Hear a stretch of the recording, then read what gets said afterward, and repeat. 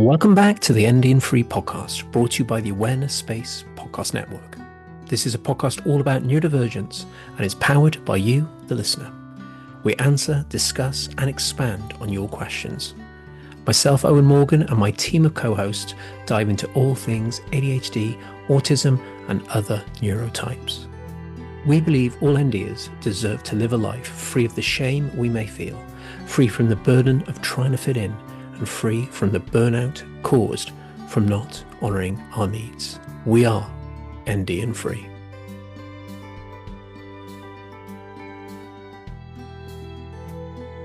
Welcome back, everybody, to the ND and Free podcast. So as our panel has now joined forces, and there is just one set group of us that will be talking about a topic on all things neurodivergence, due to various life situations on my side more than anything, and the others we record once a month. So you'll get essentially an episode split into two parts is how we're going to do it. So you kind of get an episode every other week or so. So that is coming soon. We'll be doing emotional regulation generally and alexithymia in our next one. But what I'm going to do to celebrate me podcasting essentially for over 10 years now, which is crazy. I've had multiple different kinds of shows. So I'm talking about trauma, some about self-awareness, self-compassion. I had a men's health show, and obviously neurodivergence now. I've got hundreds of episodes that are not published that I've done extremely well in the past. So I thought I would bring some of them back in this feed. So when you listen to these kinds of episodes, the idea is to listen through a neurodivergent lens. So we don't often mention neurodivergence. Back then, I didn't know I was ADHD. So yeah, take in the information, take in the conversations, take in the insights, and apply it to a neurodivergent lens, ADHD, autism, and how that may be helpful or not helpful. I just think they're really powerful conversations. So I thought I'd start with this panel show that I did with some old friends many years ago, all about how we can feel safe in our bodies in the face of complex PTSD. So I think there's lots of micro traumas, especially for neurodivergent people, the way we experience life as children and not being seen as our true selves, and honouring the needs of our brains and our bodies and things like that. So it does create these little micro traumas, and a lot of us will generally just have moments and big events in our lives that are traumatic like anybody else. And how does that affect the brain and the body when it comes to neurodivergent wiring? So yeah, I encourage you to listen to these conversations, mostly just as a human being of any neurotype, but also then comparing, depending on what neurotype you are, how that may apply to you. So yeah, I really hope you enjoy. It's quite a long one. It's over 2 hours. And there'll be many more to come. I've got all kinds of topics covered, from one-to-one interviews to panel shows. So I thought this was great because we're already doing panel shows on this feed already. So hope this is helpful. I'm much rawer back then. I have very interesting use of my voice. I'm very excitable on these shows. I probably could tell I was ADHD if now I listen back to them. But yeah, so excuse me for my less trained hosting on the microphone, but I still think it's really good. So yeah, we'll head over to today's episode, and there may be at least another one of these kinds of special edition episodes before you will hear from me and the team again on things neurodivergent. So yeah, I just thought this would be a good idea, so you're not waiting around with nothing for a few weeks. So hope you enjoy, and over to a short little advert before we begin the conversation. Before we begin, I wanted to give a shout out to this podcast partner, Chill Zones, a fidget tools website that creates subtle, stylish and high quality fidget tools and toys. They set out to create fidget toys that stand out, combining thoughtful design with advanced technology. They crafted a range of fidgets that are not only engaging and practical, but also enjoyable to use. You can find out more at www.chillzones.co.uk. I love what Chill Zones have to offer. I use their fidgets every day to support me, and so do my family. They are perfect for adult NDers who want to support themselves without any feelings of shame or being judged. You can use my code OWEN15 at checkout to save 15% on your order. Thank you for Chill Zones for all you do. Now over to today's episode.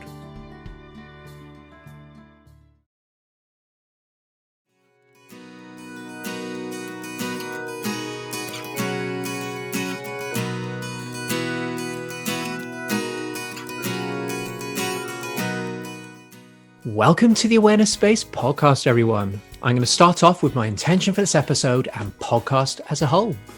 When we become aware of what's going on for us in this moment and doing so with compassion, safety, and non-judgment, we can begin to heal. The question is, how can we integrate this sense of awareness to create a steady and resilient way of life? What daily practices can we implement? What kind of well-being support can we engage in? And what mental and emotional resources can we cultivate within? That's what I seek out to discover via this podcast.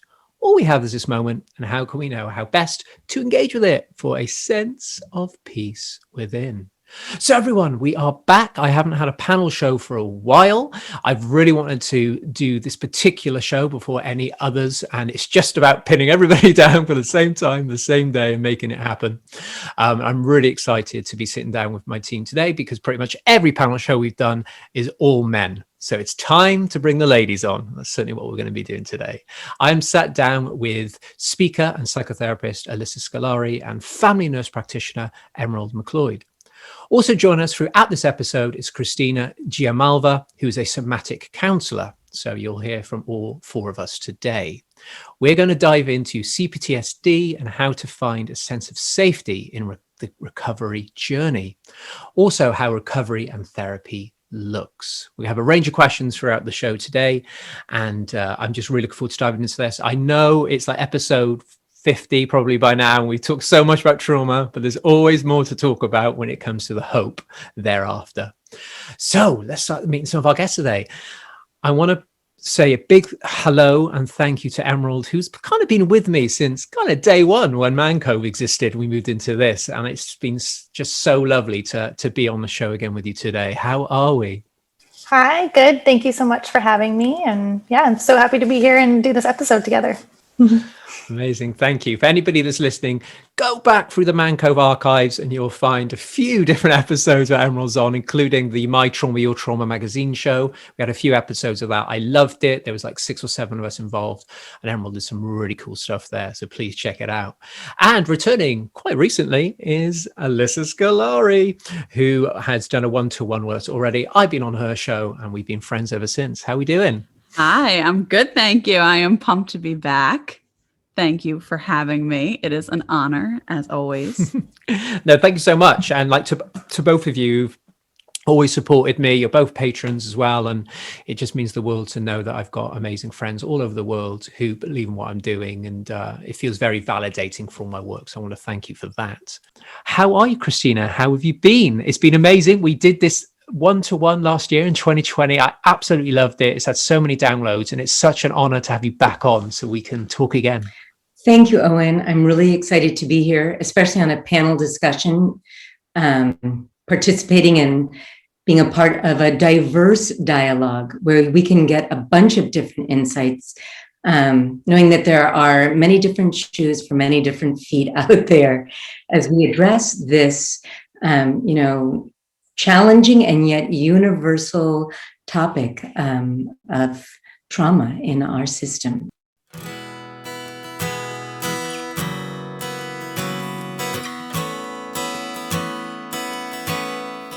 So before we get going, just the same question that everybody gets. So I don't know if you're going to say something new, Alyssa. We'll have to wait and see. But to you, Emerald, first, because it's your first time. What does self-awareness mean to you, and how do you integrate it into your life? Yeah, so this whole idea of being consciously aware of what you're doing and why you're doing it. One of my favorite quotes is, "Your presence is worth more than your presence," like giving a gift. It's your physical presence and making eye contact and all that. And so I think we can start we've separated the mind and body really in medicine. And a lot of times we're running around doing things that we don't even realize. I think 95% of our life is unconscious decisions of just going and doing. And so if we can really start to take time and stop and feel the water when we're washing the dishes and mindfully being aware of what we're doing and how it feels inside of our body. If you're walking on the beach and touching the sand with your feet and consciously being aware of what that feels like, and telling yourself like, oh wow, this feels amazing, and connecting back to the earth and things like that.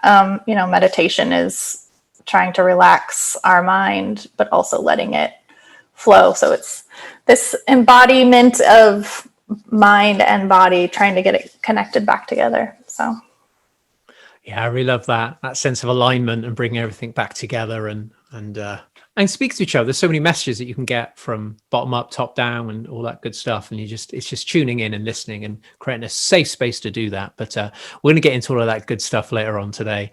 It sounds like it's going to be 10 hours long. Could be. We'll see.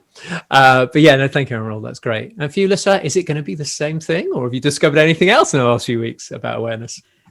Yeah, I mean, it's very similar, but I also love, Emerald, I love what you said about just the mind body connection, because I really do think that a lot of like Western medicine has moved away from like the mind body connection, and it's so important. So, there is, what awareness means to me is that it's consciousness, right? And it's the ability to be able to, like you said, kind of feel the water in our hands as we're washing the dishes, or feel our toes in the sand. But it's also a consciousness of our emotional states, whether good or bad. It's just knowing where we're at and knowing how we're handling the spot that we're in. Yeah, I really like that. And you guys are making me want to go to the beach now. So thank you for that. And whenever I see your pictures, Emerald, and stuff of you and the family on the beach and stuff, I'm like, oh man. So there's no beaches in Bath, I can tell you that. But it's a very gorgeous city all the same.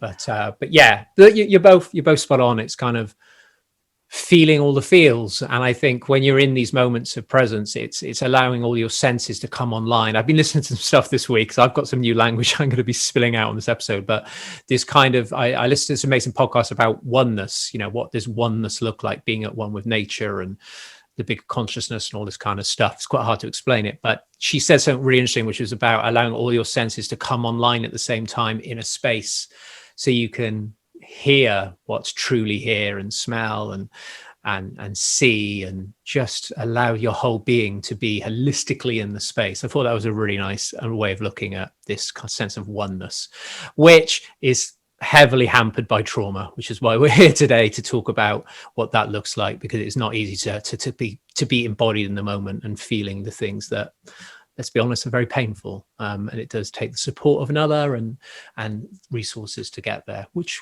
throughout today's episode we'll talk about. So Christina, my question to you is the same question like the other two have just answered. So to you, what does self-awareness mean, and how do you integrate it into your life? So, in anticipation of that question, I've come to awareness more from an Eastern philosophy of understanding that, for the longest time, I use the word awareness, right? Like I'm aware of this and I'm aware of that. But I did not have a more profound understanding of awareness, which is that at any given moment, I can be aware of my thoughts. I can be aware of sounds. I can be aware of my feelings. I can be aware of what I'm seeing. I can say my awareness, or I can say awareness is constantly moving around and highlighting different aspects of what is present in this moment. And the question is, am I aware of what I'm seeing, or am I aware of what I'm thinking, or am I aware of what I'm listening to? So what I take from your question is, I've become so much more aware of awareness. And that has made all the difference for me. And I don't have such self identity because of that. Because I have kind of been more curious about what awareness is focusing on, and less about the me that's doing the focusing. Yeah, the reason I'm smiling, not people would know that in a recorded podcast, but I love it. I love it. It's very beautiful. It's literally where I'm at right now. You know, when I started this show, I was already aware, no pun intended, but I was already aware that the difference that, you know, there will be a difference between self-awareness and awareness. So me and my partner talk about this all the time, like I said, the Eastern philosophy side of it. Also outside of ego, outside of, you know, what is consciousness? You know, consciousness outside of ego, that's a different form of awareness. So I always have these beautiful chats with my partner anyway, because it's fascinating, isn't it? Because the reason I've called it self-awareness is because it's a term that, you know, lots of people are going to hopefully understand. And it's a lot more mainstream in that sense, that those that haven't touched on what the power of awareness is. And I'm so glad that you said that, because, you know, I'm hoping in later episodes to dive into that. And I did an amazing episode recently with somebody where we talked about the consciousness side of it, the fundamentals of consciousness. It was a beautiful chat. And I loved it. I loved every second of it, because you're right. You know, you can have awareness of lots of different things, but then what's holding that? What's holding the self? The self as an identification. There's an ego there. There's a component of an ingredients of things that make you who you are. The self. It's really tricky. So you have to, like, what does awareness look like if there's no ego involved? Is it just sensations? Is it just temperature? Is it you being part of the vastness of consciousness? So there's the space that you're in. It's like this room is full of furniture, but I rarely think about the room or the space in the room, the open space. I'm thinking I'm seeing a chair and a table, but am I seeing or feeling the rest of the space, which has no items in it? It's kind of, that's how I kind of look at it. It kind of messes with your head a little bit if you don't quite understand or have an experiential part of it. But I want to thank you, because it's a really beautiful answer, and it's something that I'm so super excited while I'm still on this planet to explore. I think really, you know, Owen, this shift in awareness is what has made the capacity to do the work I do. That, you know, I really do get, like, there's awareness and then there's consciousness, and awareness can be aware of consciousness, but it is not consciousness. And without awareness, there is no consciousness. And consciousness, right, is the content of awareness. So, right, and it's like form and formlessness. It's like, you know, that famous, you know, there is life, there is death, you know, there is birth, you know, there is Brahman. There is no life, there is no death, there is no, you know, disease, there is no Brahman. But that, I know it's not for this moment in this time in this show. And at the same time, I think it's this profound spiritual understanding that has brought me to this moment. Yeah, certainly. You know, I could talk to you all day about this, but like you said, this isn't the right show for it. So I'm feeling another show coming on. But yeah, I will certainly be. If anybody listening that's interested in this sort of thing, I will be having conversations about this. But I'll also be carrying on with the conversation I've been having too. I love all the conversations. I'm happy to talk about anything. So just the audience knows, it will always be a vast collection of different approaches to this, and mindsets and philosophies and spiritual sides. So yeah, tune in, everybody. There'll be more to come. Don't worry.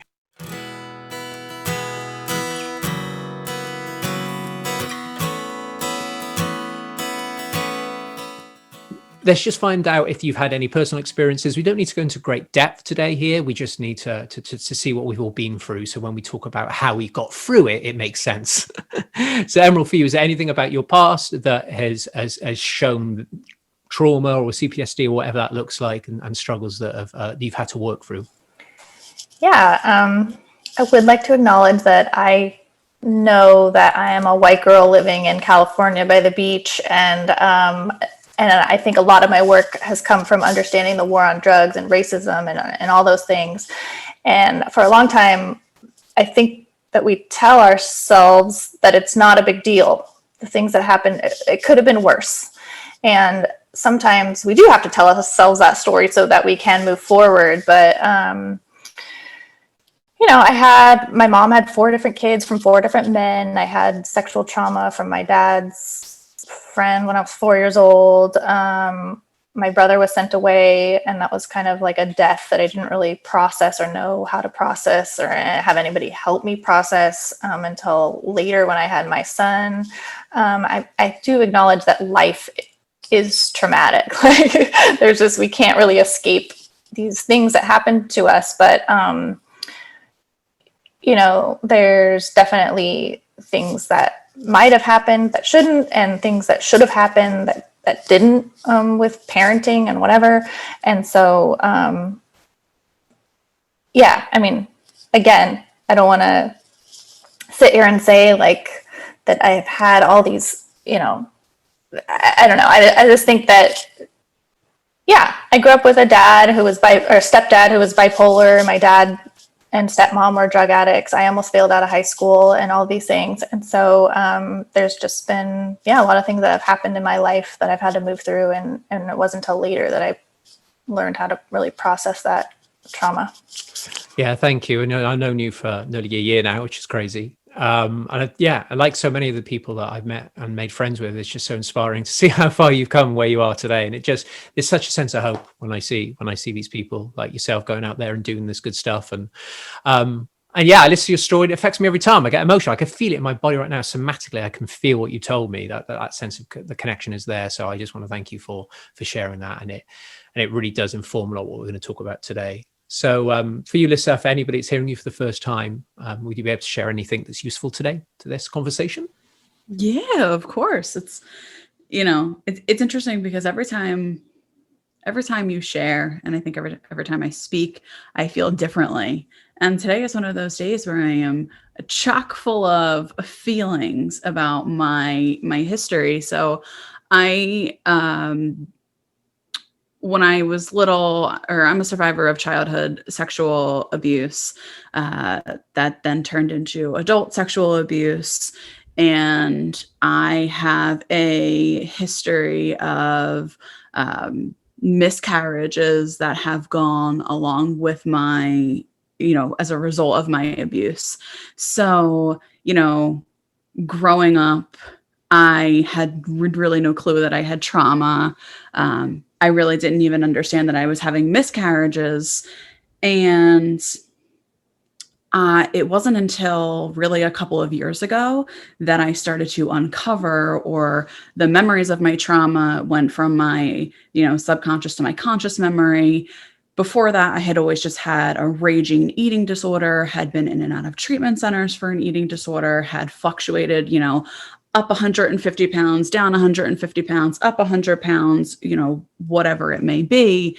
My addiction truly was food. So I think that, when I first started to uncover, I was with a therapist who thought that she was able to handle what I was going through and all of the memories that were surfacing.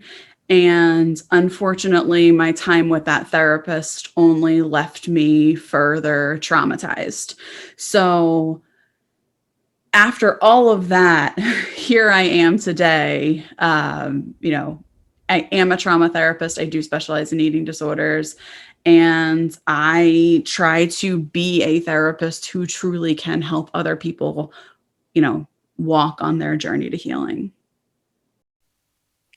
Yeah, thank you so much for sharing all of that. And what's really inspiring about hearing your stories and all the people I speak to is that while I'm doing my training coaching, I can really see how that looks, how conceptually it looks to hold a space and to be there for people and to know how best to make them feel safe. So yeah, I just wanted to acknowledge that, as Emerald said, life is going to have traumatic events in it, and it's how best can we hold a space for ourselves when these things happen. And I think those that have been through trauma and come to the other side, though can potentially be triggered by things, potentially also have a lot of resources that they've cultivated in a very beautiful way throughout their lifetime. So I think it makes us in some way more resilient than those who haven't had trauma. I feel it gives us this superpower that we've been allowed to cultivate in the process. So just wanted to acknowledge what you've both been through.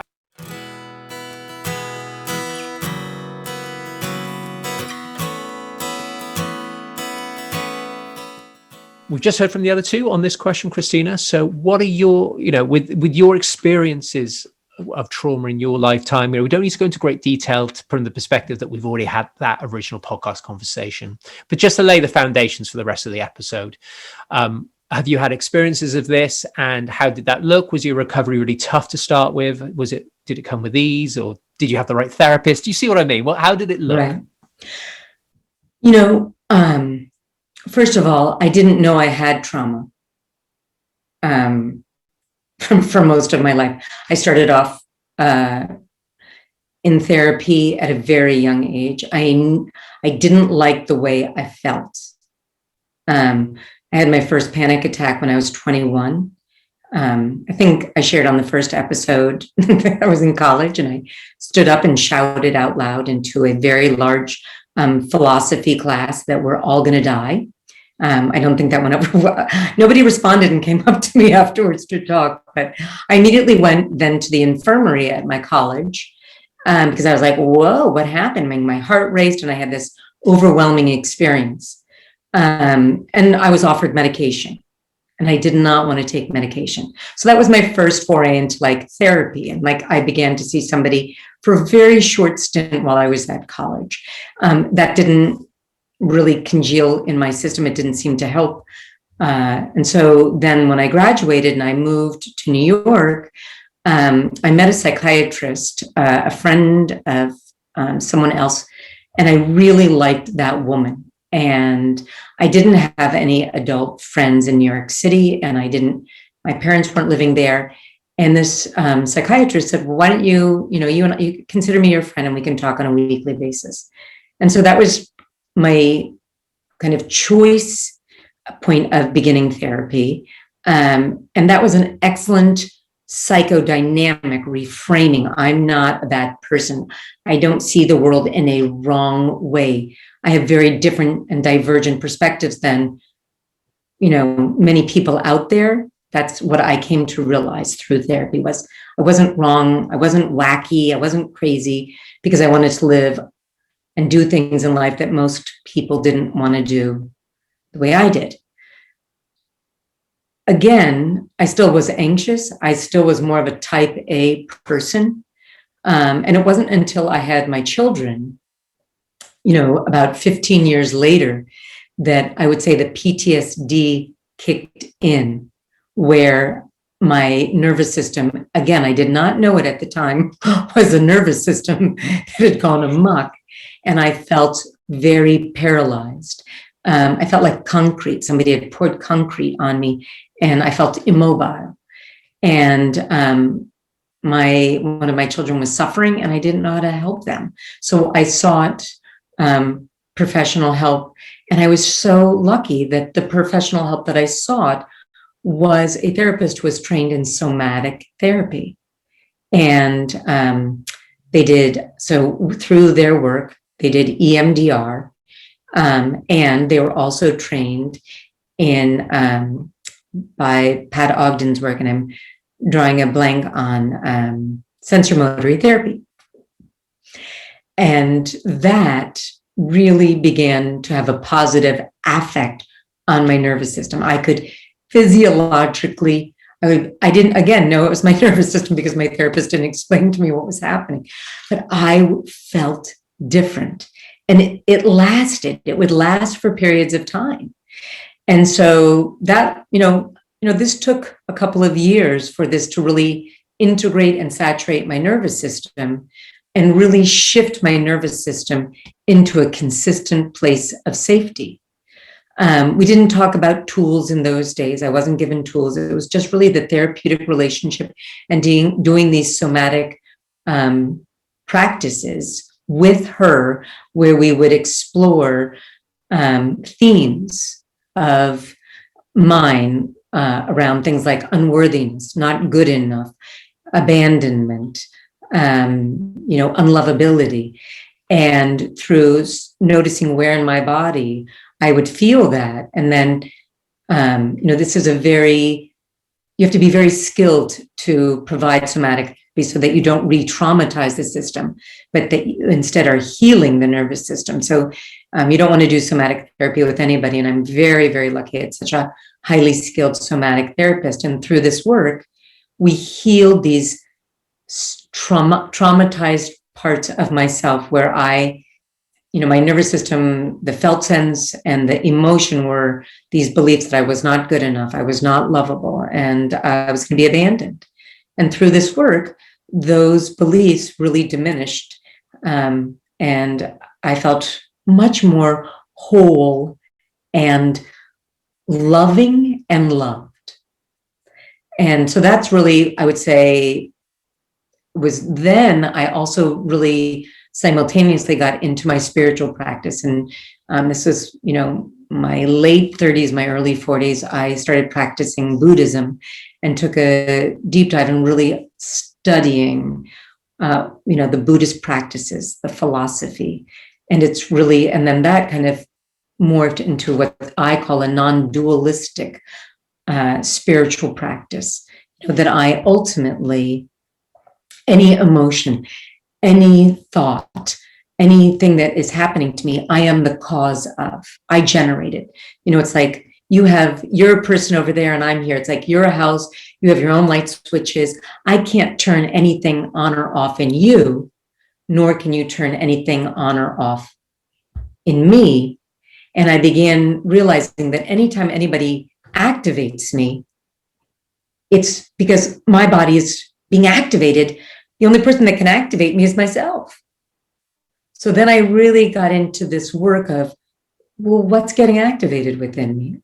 And that just, I guess I would say, made me dive even deeper into somatic work and my spiritual path. And I think just gave me even greater clearing out and facing more, darker crevices of subconscious limiting beliefs and feeling eventually more and more safe within myself as myself.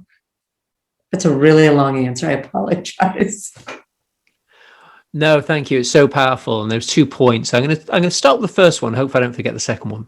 But it's just going back a little bit to what you said. And it's interesting, isn't it? Because when we think about our behaviors or thought patterns or beliefs and all that kind of stuff, it's, once you start to realize, okay, so if that's affected by my state or my nervous system, fight and flight, shutdown, fawn, being immobile, all that kind of stuff, and how that does affect the brain and how that, how the brain functions, what parts of your brain are online, which ones aren't, it's quite complicated. Different adaptations happen all across your body and your mind and your brain and all that kind of stuff, which then does drive, obviously, how you see the world. And like you said, what triggers you and what doesn't trigger you, which is coming from you, not from the environment in that sense. But it's interesting, isn't it? Because you have to start to unpick that. And if I've learned anything on my journey of the last 15 years, is I've had to unpick stuff, and more stuff keeps coming up, and that's brilliant. And I don't know, it probably will be a lifetime of cool stuff coming up. Oh, okay. But it's just knowing the correlation, the connection, isn't it? Because some people don't realize that that's a thing, and they think they start to believe that to believe that the way they think to be true, and then that's forming a belief. And it's like, how can you circuit break that and say, well, hang on a minute, I only feel that that's true because there's a repeating thought that keeps telling me it's something that I need to listen to. So it's tricky, isn't it? Because there's so many components. I have a radical, I don't think it's radical, but 80% of our experiences are bottom up. And I think this is really, really important for your audience to understand that what does bottom up mean versus top down? Bottom up is that we get a felt sense in the body, and then we get an emotion. And then the brain, the hypothalamus, translates those two into a thought. So thought is actually a translation. It's an understanding of what the heck is happening to me. Thought is trying to understand what is happening to our system. This feared felt sense and this emotion, this unwanted emotion. Thought comes up, oh, I must not be good enough, or you must be doing something wrong, or that's not what I want.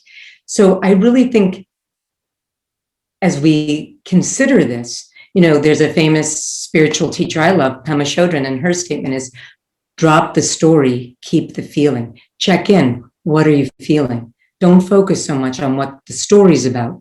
try to pay more attention to what your emotional state is and what your embodied physiologic sensations are.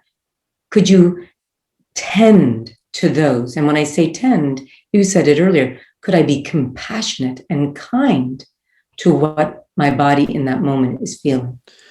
Yeah, it's really powerful. And I think, I just came up in my head, as an analogy came up. I was trying to, like, with the bottom up. So like the brain is getting a message, it's getting a signal through that emotion. And it's okay, right. So there's some sadness going on here. So the brain's like, okay.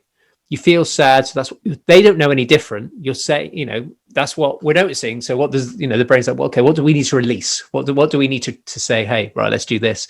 But also, I kind of feel about like if there was a fire somewhere in your body, but your mind doesn't know anything about your brain, doesn't know anything about it. And then it's like someone running up your nervous system and knocking on the door and saying, there's a fire outside. And then they come down when they have a look and they're like, yeah, it feels like there is a fire, but I can't see a fire. So there's this kind of like, if what's triggering you from outside of you isn't actually factual or true, it's like an old trigger from childhood, for example, but the environment is not suggesting it's factual, like this person's dangerous, but they're really not. Your brain then has like, well, you're telling me this person's dangerous, but it doesn't seem like they are. So it's tricky, isn't it? Because there's a lot of sort of neuroplasticity going on there, like retraining your neural pathways, but also letting your body know that it is okay and it is safe. And you have to kind of work with your body a little bit and hold a space for these feelings and work with that and say, look, it's okay. But that, I think, to be able to do that, there needs to be a level of being supported by another to show you how that looks. You know what I mean? You can't just stop doing that tomorrow when you've not been able to do that. Right. No, I really think a lot of this work is transpersonal, in that I think for many of us, we had difficult growing up experiences, and ultimately, I believe that developmental trauma, we can have episodic trauma, like something bad happened to us in a moment, abuse or neglect, meaning, if you're off to school and then something bad happens to you, or physically harmed in a bad way, sexual or otherwise. But we can also have developmental trauma that we were not sufficiently nurtured by our primary caregivers. And if that's the case, what we're constantly looking for and afraid we're not going to get, because we didn't get sufficiently nurtured, we're looking for the fire that's not there, that we're not going to get nurtured. So we're conditioned to be like if our mother did not love us good enough, then when we're around other people, we're going to be like, they didn't give me enough attention. They didn't really listen to my answer. We are looking for the prophecy of not good enough, because that was the conditioning that we experienced through our early childhood. So I really appreciate the subtlety that you just brought up. I think it's incredibly important to your audience. And the other thing is, let's say, you're with somebody and you're like, I'm kind of feeling like they get all the luck. They got this job, they got that job. And you're like, what are you complaining about? I mean, you've got a good thing. So you're not allowed to have a feeling. Like somebody's just telling you, you're not allowed to kind of feel jealous of that other person. You see, we deny our own feelings. We don't allow ourselves to feel the negative emotion. It's okay. Instead, I encourage you, if we're feeling jealous of somebody else's fortune, that's a sign of unworthiness or not good enough. That's okay. I would invite you to say, don't focus on the person that got all the good stuff. That's not going to help you feel better. And don't try to frost your situation like, well, you know what? You've got all these other things. That's why you should feel happy. Instead, be like, well, gosh, what does it feel like to feel jealous? Maybe I do feel a pit in my stomach, or maybe I do feel a burning sensation. And maybe the emotion I feel is anger or resentment. And could I, in this moment, allow myself to feel resentment, not towards the other person, but just feel what resentment in my body feels like? And it probably doesn't feel good. It might feel like a prickly pear in one of 5 places: your lower part of your belly, your solar plexus, your chest area, your throat, or somewhere in your face. You're going to feel something that might feel icky to you, like, and you'll be like, I don't want to feel that again. But that's the expression of resentment actually in this moment being felt and being released.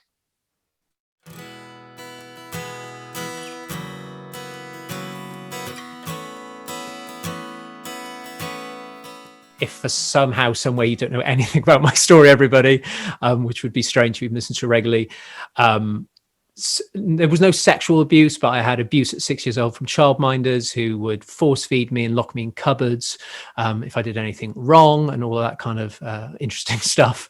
And then a very lonely childhood where I couldn't speak to my parents. They weren't around. I was in childcare a lot. So I felt a very isolated, lonely upbringing. Then got heavily bullied for 3 years, getting beaten up every day after school physically. So now to this day, I still have this little bit of, if I do something wrong, something terrible is going to happen to me. I'm going to get physically attacked if I do something wrong. So that's something I've had to carry through. That's led to people pleasing and no boundaries. And I've been really working on boundaries recently, and I've loved it. It's been really, really empowering. It's been really wonderful.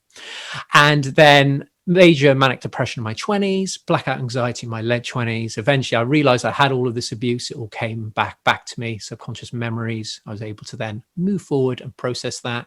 And then 5 years ago, life-threatening illness, in which I should have died. I should only have lasted about 5 days. Somehow I lasted 6. Major surgery saved my life. And I know I need to process the surgery. So people forget about that, don't they? When you're under anesthetic and you're out, it's still an intrusion of your body. You know, people, you know, all kinds of implements going in. They took my intestines out, not to get too gory, cut out the dead stuff, put them back in. That's quite invasive. So there's a physical manifestation of that very traumatic near-death experience. So there's a little bit about my stuff. So between the three of us, we've collected quite a little bit along the way. And that's why I'm hoping that today's episode is going to be very beautiful and very insightful, because we've all got here for a reason. So let's share that with the audience and how that looked. Really, really excited. Let's jump in. So as far as the healing journey goes, if we go back to you, Emerald, how did the healing part, how did that start? Did you reach out for help? Did you do daily practices? How did that look? How did you know where to go, and what did you do? Well, healing to me is a lifelong journey, but I don't think I really grasped that until maybe 2 years ago, where all of this kind of started unfolding and making sense to me. And I think, you know, as children, if we were traumatized as children and then we become adults and we're expected to do these adult things, we're a lot of times walking around as still wounded children in these adult bodies. And it's very fascinating. But, you know, I've gone through an array of counseling. I think that I had one of my friends' moms help me. She was like in tune with what was happening, and she would sit me down and ask me questions. And I think that was the first like realization of like, wow, there is somebody that's like safe in my life that I could talk to. And then it really wasn't until I had my son that that the stuff started surfacing. And then I was running a different business, which I still run. And I was at this stuck point of like, I felt out of control. I had been diagnosed with ADD. I was going through family nurse practitioner school. I was running a business, and like finances were kind of out of control. My relationship, my brother is a struggling addict, and I was like, I couldn't take it anymore. And so I actually signed up for a program called Unhealed Emotional Trauma and Entrepreneurship. And that really made me understand more of the internal family systems and somatic experiencing and meditation. And it kind of grouped everything together. It was really stressful and difficult, but at the same time, it was one of the most amazing things I've ever been through as a way to move past some of this stuff. But yeah, there's a lot to say there. I'll stop there for now. No worries. I've got some questions for you, so it's all good. So yeah, can I just quickly just rewind a little bit? You said, I'm really interested in something you said that I've heard from a few people, but not actually directly on the show, which is this aspect that when we have children, how that can bring stuff up, because I've heard this a few times now, and I totally get why that would be the case. So when you say that, obviously you don't need to share whatever you want to share, but how does that look? So is it the role of being a mum triggering mum memories, or is it holding a space for a little being? And that, how does that look? For me, was my son was not, I was having a hard time like connecting with him, and it was a quote unquote difficult baby. And I didn't know what to do. And a lot of my anxiety started coming out. And then I started to question. So my mom had to send my brother away. He was 10 when it happened, but I don't know. One day I remember rocking my son in a chair, and I was just like, what the hell? How did this happen, and why, and how does someone send their son away? And then it started this spiral of like wanting to understand this like attachment and attunement, and wanting to have compassion for all these people that can't keep their kids, and giving their kids up for adoption, and just like a lot of different things. So that's what happened. Just one day I remember trying to calm my son down, and there was times where I'm like, wow, I feel like I can't do this. And so I got how I got it, but at the same time I was like, this is my son. Like I would never want to give him away. Like, how does that even work? So. Yeah. Thanks so much for sharing that. And I totally, I don't understand, but I get what you're saying, which is this sense of when you're looking after this little being and you reflect on your own childhood and things that have happened, you're like, how could you do that? How could you? And I think that, even with my stepson, I've known him for 4 years, and we're bringing him up to be very aware, and with, teaching him kindness and all that kind of stuff. I'm like, how could anybody, when I look at him I would never harm him. And then it does trigger, it can trigger these memories of like, wow, why would someone do that to my little inner my little Owie child inside me, and all this kind of stuff.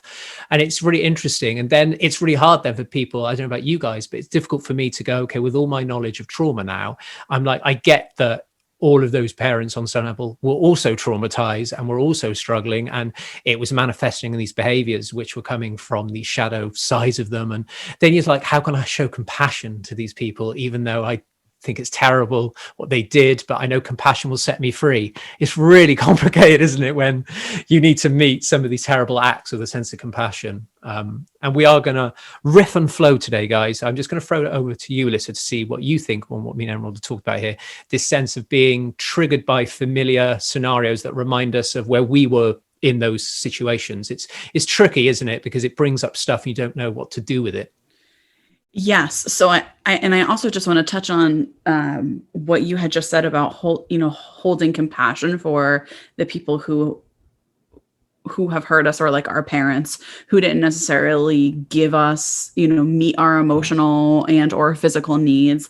It's a very, very difficult space to be in. And I would say that that's something that I have struggled with, and that a lot of my patients and a lot of trauma survivors, I think, struggle with the most is, okay, so how can both be true? How can I hold space for knowing that my parents, and this is not the case for all parents, right? This is not the case. Some parents are just flat out terrible and we sever ties, but a lot of relationships, it's much more complicated than that. It's kind of like, well, my parents didn't meet my emotional needs, but they met my physical needs. So how do I hold space for loving them while also feeling this deep loss? It's a very, very, very tough space to be in. So I just wanted to kind of validate that. And I don't know, for me, that's the hardest. Yes, you say that about loss. Sometimes we can kind of long for things that we never had, even though we have no concept of what that felt like. It's strange, isn't it? I don't know how that looks, but my parents 100% provided for me as far as a house, making sure I was safe in that way and fed, and they were amazing. Now they, if they need to bail me out with money, they're there. Gift giving, love language. Let's do this. When what I really need is to be held and to be nurtured and to be seen. So I went on this big lifelong journey of trying to be seen because I never had been. But I know that I miss, and I'm grieving the not being seen, even though I don't know what that felt like as a kid. It's really weird, isn't it? It's like this innate thing we have as beings or something, that we know that we need to feel safe. And to go back to you, Emerald, this is a bit of a tangent, but I don't want to forget it. But it's kind of like, I read something about with children, if you don't want to have too many rules, but if you have good structure, it makes the child feel safe. So even if you're saying no to something that they get upset about, the fact that you're being consistent with that makes them know that you're taking care of them and you're consistent and you're always showing up. So even though it feels like you're disappointing them by not letting them have the extra cookie or to have the extra toys or whatever, by being consistent and having rules that make sense and they know what's coming, they feel safe. And I thought that was really interesting. So what are your thoughts on that? How we need to, as parents, obviously we can learn from our parents, but that concept of making them feel safe by being consistent and patterned, I guess. Yeah. Oh gosh. My kids have just taught me so much. It's not even funny. I mean, even today, but I was trying to get ready for this, and my daughter was like, "Mom, let's have a spa day, and I want to do this and I want to do that." And instead of like, "No, sorry, I got to go do this thing," it's communication, and it's looking at them in the eyes and telling them like, "I'm still here. I just can't do it right now, and I love you, and we can do something again in a little bit. When I get back, and I care about you," and all these things. And so, and not denying their feelings, and validating that they're sad. Like, "I'm sorry, I would love to play with you. I know that makes you sad that I can't right now, but let's do it again in a little while," and that was a big one. Bypassing emotional things was a huge one for me, and understanding my kids and myself. So when they were little, they would drop things or spill things. And as a parent, it was just really easy to be like, "Oh my God, why'd you do that?" And then they freak out. They're like crying or they drop something. And I said, for a while I would be like, "It's not a big deal. Just pick it up," and in that verbiage of "it's not a big deal," like they were legitimately sad that their ice cream spilled or whatever, and just validating their feelings, I think, and giving them words to express what just happened. So I think we can get overly, like, language is so funny. Like kids just somatically, I try to get away from medical jargon because people that are listening, I don't know, the word somatic means like in the body. And children are born with feelings in their body. They start to cry because they feel a sense of hunger. And it's easy for parents to meet that need. But as they get a little bit older, it starts to get a little more confusing on like what the feeling is in their body, even anxiety. It's like, "Oh, is your heart racing right now? Are you feeling like your body's out of control?" Because we feel it first inside of our body. Definitely. And no, use any words you like here today. But this body, this somatic body awareness, I mean, so much of what kids do is they're watching what you're doing. They're watching the way you move and the consistency in how you take care of yourself. And they're watching you. What are you, if I'm feeling really tired and I'm not going to get anything, he's hilarious. I'm like, "Oh, you can go and get it if you like. 'Cause I'm so tired." He goes, "Well, why don't you just go up and get it?" Because he's trying to get a sense of like, what's wrong with you? Why are you so tired or whatever? And they're just so honest and upfront. And I think it's so pure. And I know that life is going to grind a lot of us down in many different ways, but we need to just validate needs being met. And the whole point of this little tangent was about needs being met, and you're spot on. We need to validate and honor the fact that our needs weren't met. All three of us, our needs weren't met. We need to validate that and meet it with love and compassion. Say, "You know what? Yeah, it's not okay, but I want to try and meet it to begin to start meeting it with compassion and moving forward with that."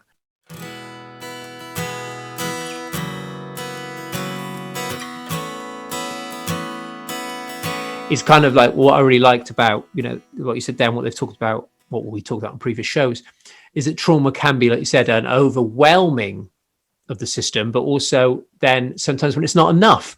So it's too little, you can be traumatized, and if it's too much, you can be traumatized. And they look different. So for me, just for example, for the audience, with my parents, it was too little.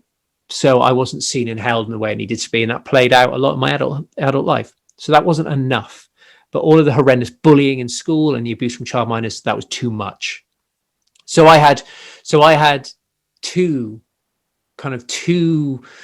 blueprints and versions of trauma that I had to take through. So when I came to my adult life, and one minute I'm having panic attacks and nearly fainting, then the next minute I'm going to dread and shutdown response. I'm having to deal with all of these different reactions in my nervous system because it's all from different layers of different traumas. So it wasn't simple to me to go, this is what happened to me, so this is why all these responses happen. No, this happens at the moment because of too much. This is because of too little. So I need to kind of unpack one or the other and work through that. And I found that the too much thing is something that I've really started to overcome. It's not so much of a problem for me anymore. I don't really have anxiety anymore. And it's really, really gone away. But I'm still working on the too little bit, because that's attachment. That plays out in relationship. That's something that can be actually triggered through good times. You're having a great time, but it's not quite good enough because they're not quite doing what you need them to do. So you can get really confused, but this moment's great. Why do I feel like crap? Whereas I think with the fight and flight stuff, you know it's shit because it's too much. I think actually when it's too little, it's actually more developmental and it's much harder to unpick. Well, that's my my experience anyway. Right. I think what I want to point out, because you're saying something really important, I think, again, would benefit your audience. If we opened up all of our issues at once, and each one was like a dirty pair of socks, it's like the pile would be so large, we would run away from the pile of socks. Like, I cannot clean all of those socks. So to me, the gift of unpacking this and the way that our nervous system invites us is what I have found more. It's like an artichoke. And I've been dealing with these petals that have been coming off gradually.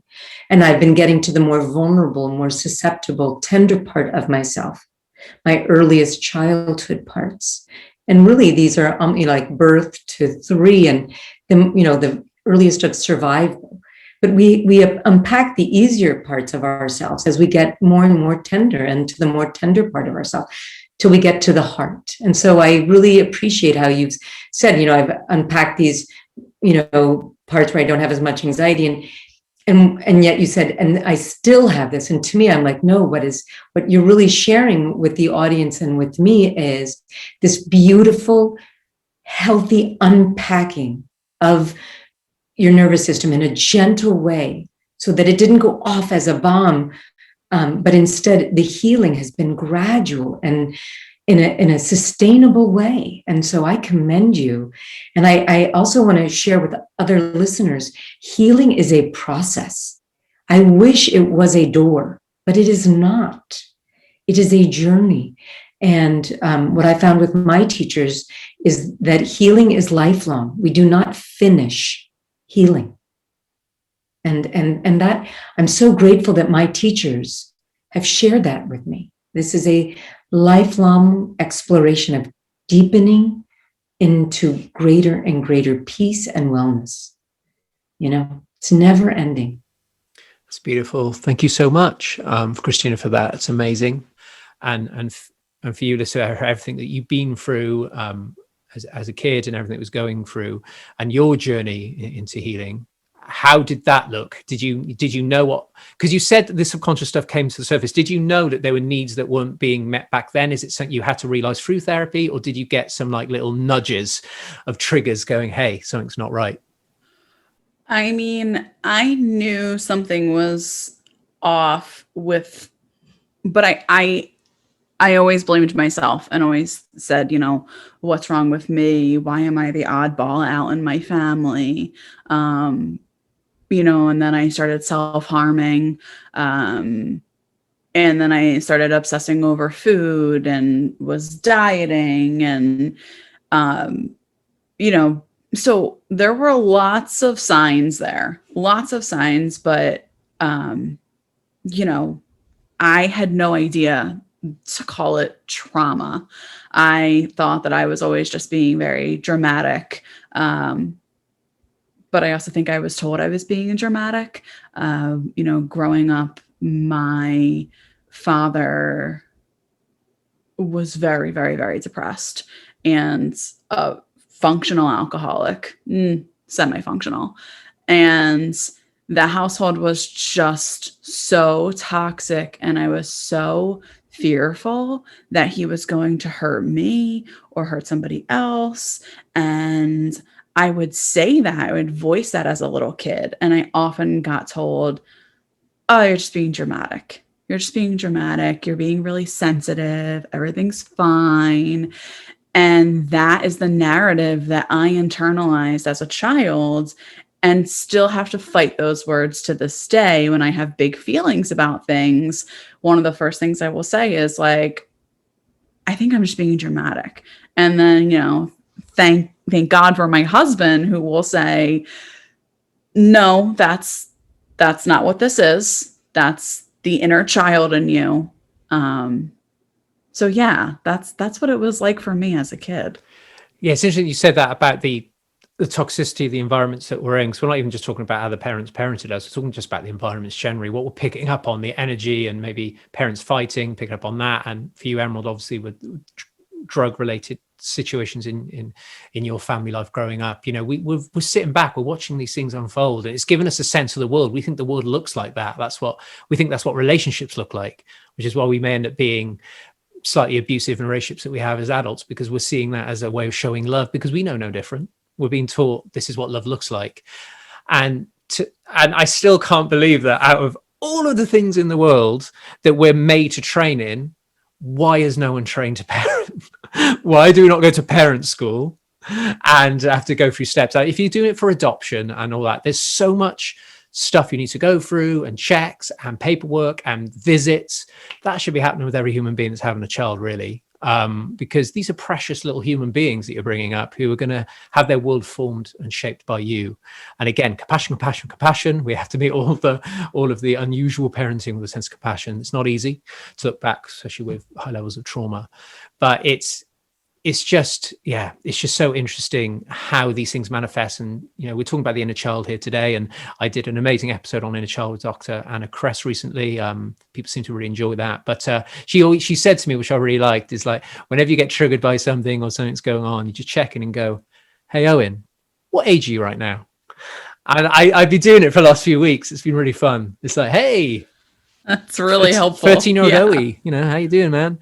And then just trying to nurture in a child with love as an adult, because I'm a much more capable and resourced being at this point. I can meet that inner child with that sense of joy. So yeah, just touching on the inner child bit. What are your thoughts on the inner child element of it, Emerald? How that comes up into your body? When it comes up, like even to this day, does it feel like not adult you? A bit more like, oh, this dread or this anxiety or whatever it may be feels like it's familiar, but very young in its manifestation. Yeah, I think that was probably one of the biggest things in my healing journey was doing those interventions of me freaking out about something or not understanding something and crying, and then someone asking me that question, where do you feel it in your body and how old are you right now? And I've had that happen.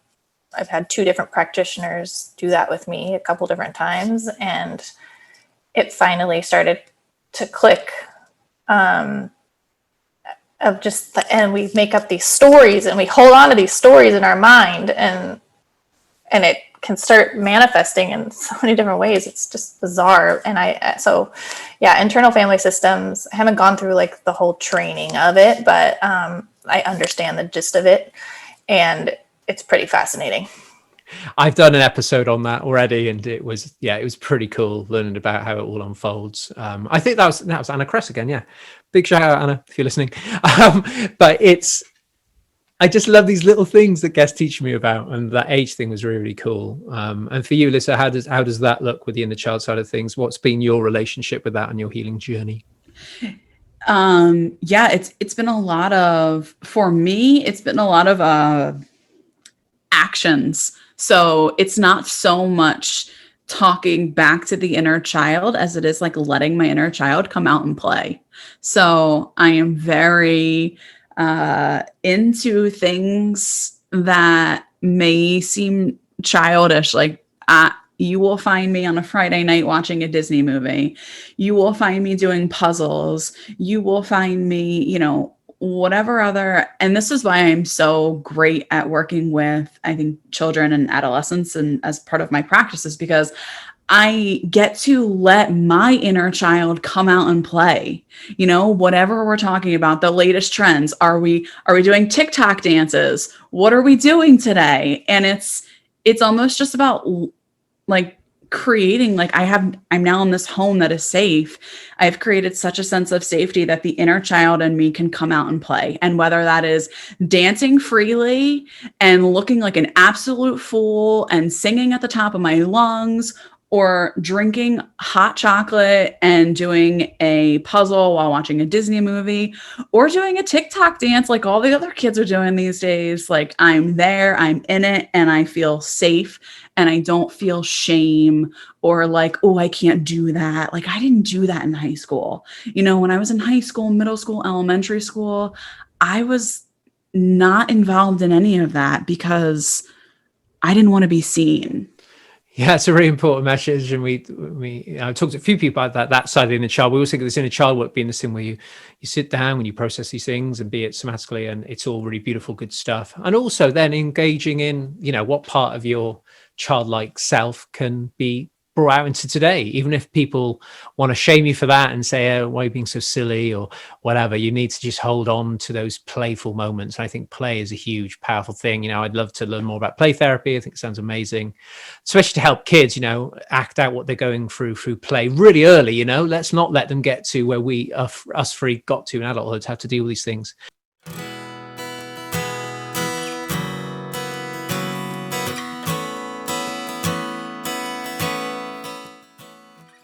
You know, Christina, we talked previously in the other question about parts of your healing journey, and the next question is about, you know, how the healing journey looked and what helped, and we had touched on that again. So just to clarify, you had the EMDR, you had the sensory motor psychotherapy, and like you said, you know, you have these modalities and these things that really help you create shifts and things and insights. But I think for you, for me, it has been, you know, when I've had these, I've then had to go off with what I've learned from these things, integrate into my life, create daily practices, and be able to keep going forward with that. I think, you know, maybe some of us kind of have a therapist every week for the rest of our lives, but not all of us have the luxury of doing that, maybe more financially than anything.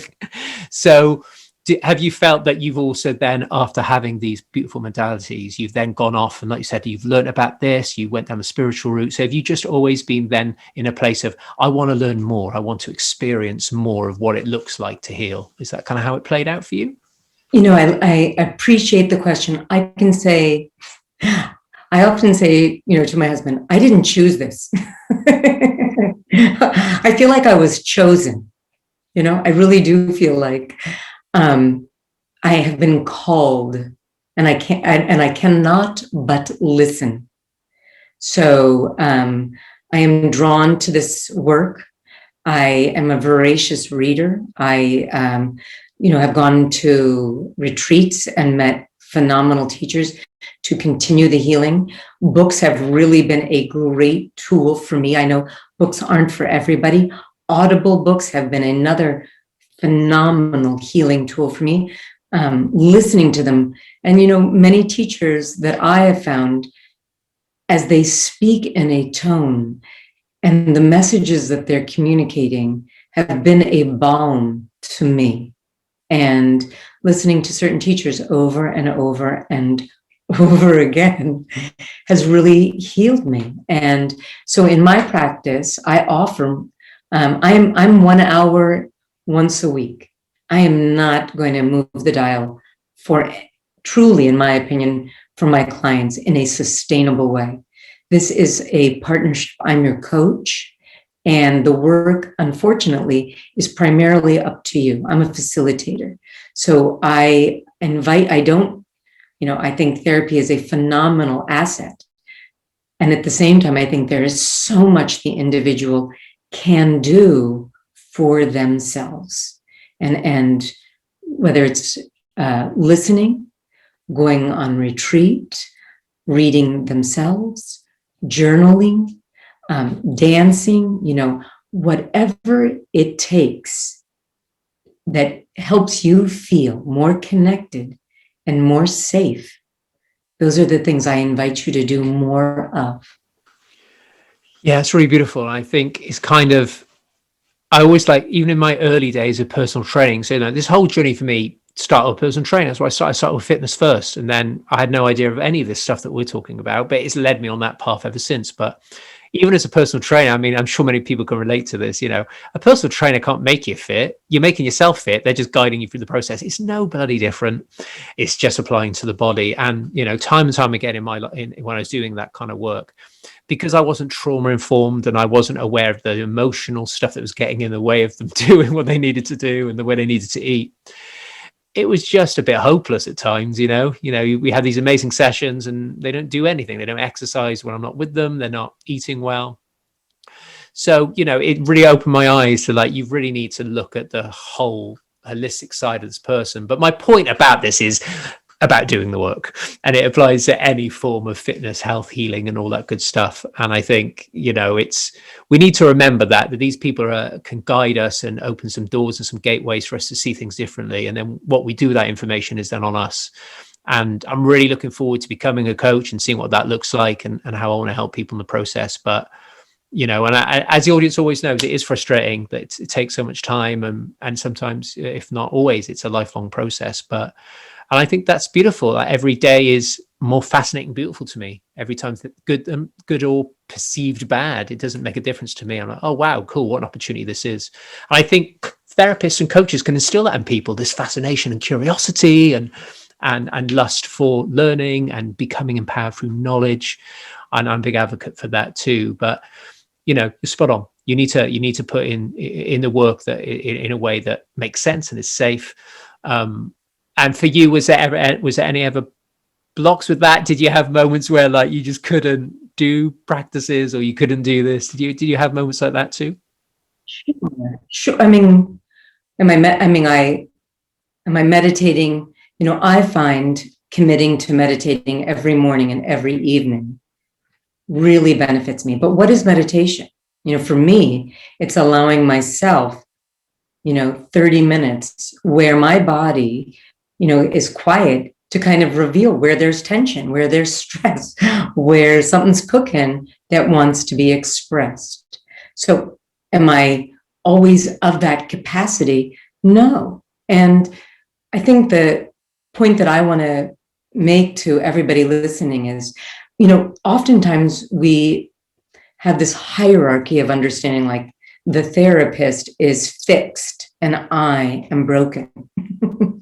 And I really want to offer that is not my paradigm of understanding. I believe that we're all on a healing path. And I look to others who have healed so that they can guide me and give me direction of the healing that worked for them. And sometimes it works with me, and other times it doesn't, connect. And I, then seek another person's insight, simultaneously listening. So I just want to really invite, you as well as your listeners to appreciate that. I like to say there is no start line to life and there is no finish line. So this is all a journey. And, if we could say, when you ride a roller coaster, do you complain when it's down and you're psyched when it's up? No, you love the whole thing. And I think that's what life is. It's a roller coaster. And, you just hang on and make sure your seatbelt's on.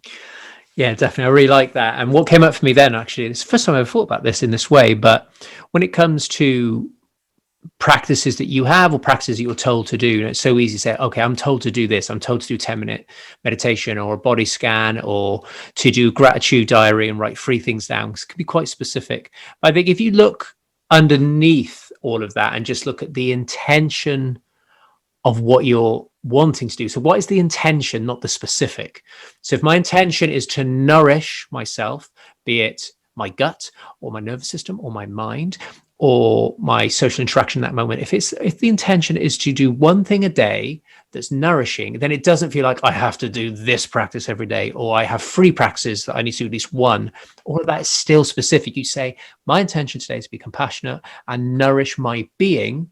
And that could be anything. It could be going for a walk. It could be sitting down, watching a telly show that you love and eating something a little bit naughty. Not that I should say that. I'm sorry to all of the nutritionists I've had on the show. I should not say that. But you see what I mean? Sometimes nourishment is letting yourself go, having something yummy to eat and watching TV. That is still part of your practice. It was a form of nourishment, even though it doesn't make sense because you're supposed to be looking after your gut. But no, it's a moment of love, compassion, and nourishment. And I think if you remove the specific and stick with the intention, it takes a lot of the pressure off, because I'm somebody that has struggled at times to stick to practices, but I've shifted a complete away of it and said, today, I want to do at least one thing that is serving my soul. And I'm going to do my year of compassion I've got coming up that I've decided to do is all about that. It could look like anything, but the intention is to create some space, connect deeply to me, could be having fun, could be anything. But I think that's important, isn't it? Remove the specific and look at the intention. What I hear from your language, that again, like, I just feel like you're giving some great pearls here that I think are good takeaways for your audience as well, which is this: whenever we put a have to in front of anything, it's a death sentence. It's a judgment. Like, and if I don't do it, I'm bad. So I really try not to be prescriptive with my clients. And I really invite my clients to figure out what is nurturing for them. What do they want to do? And even just shifting our language from I have to do this to I get to is a profound neurochemical shift. You know, many of them, I got to take my kid to school today. No, you get to.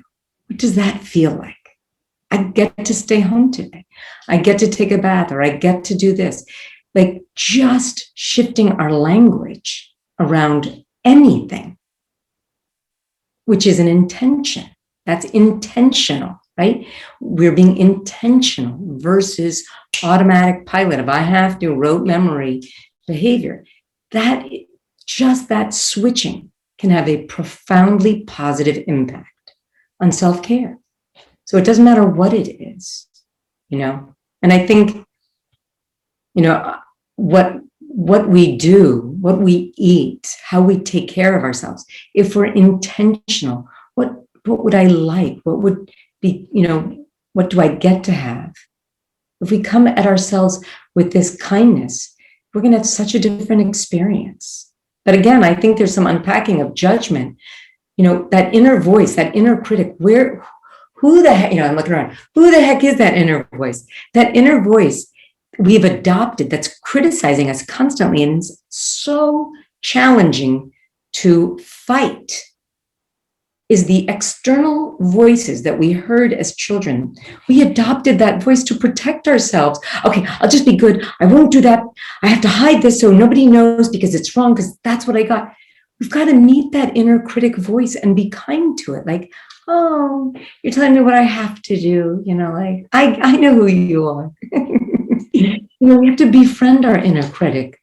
You know, we can't box the inner critic out.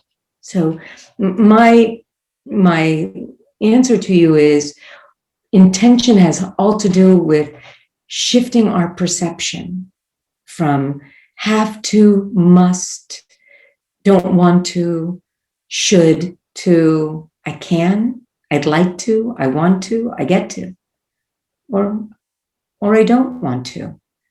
You know, I don't have to. It's really what feels freeing to me. It's the safety thing is really important. It sounds like all 3 of us didn't necessarily have a great deal of safety in our upbringings, in the sense of this scary environment, not knowing what's going to happen next. And for you, Emerald, because I think my story is quite different to yours, as in I had the family unit of mum and dad, and even though they may not have emotionally been available in the way I needed them to be, they were both there, you know, and I knew when they were coming home and all of this stuff. And I, you know, having so many men, I guess, coming in and out of your life. From a sort of safety environment, how did that look? Did you ever find a way to feel safe, or did you just have to like grow up quick, you know, become older than your years to cope? How did that look? Yes, I definitely, from, it's funny. Yeah, I got a job when I was 14 because I knew I needed to pay for things, but really I was just trying to like buy weed at the time. Um, and and then I was able to find, like I said, that family. I started attaching on to other families and trying to just like understand this perfect family dynamic. And so my boyfriend, one, actually two of my boyfriends both had like secure families, and so one of them I ended up marrying. And that was a whole like the church. I found safety like within the church, but later it kind of became this like bypassing, and I didn't really understand. And then ironically, I became a nurse and worked in the ER. And I looking back, I don't even know how I became a nurse because I dropped out of high school for 2 years, but it was just my calling. And then finding safety with it was almost, I realized like that was a safe container, even though it was chaos. I knew how to thrive in chaos, but the doctors and the nurses were like these people that I knew, I could find safety in. So I just thrived in that environment. It's interesting what you just said there. You said about kind of like, whatever word you want to use within the chaos. I've heard people use different words for feeling comfortable or somehow this kind of strange kind of, if that's what you're used to, the craziness and the unexpected, that we may fall into those traps as adults and get in certain relationships that are a bit chaotic, or in workplaces or job roles or careers. And people think, oh, well, that's not a thing. You don't end up going into these things. Why would you want to go back to these kind of environments? But it's kind of like better the devil if you, at least if it's chaotic, but it's chaotic, it's better than being completely like, oh my God, what's going to happen next? That's a different kind of chaos, isn't it? With no walls or ceilings to it. Anything could happen.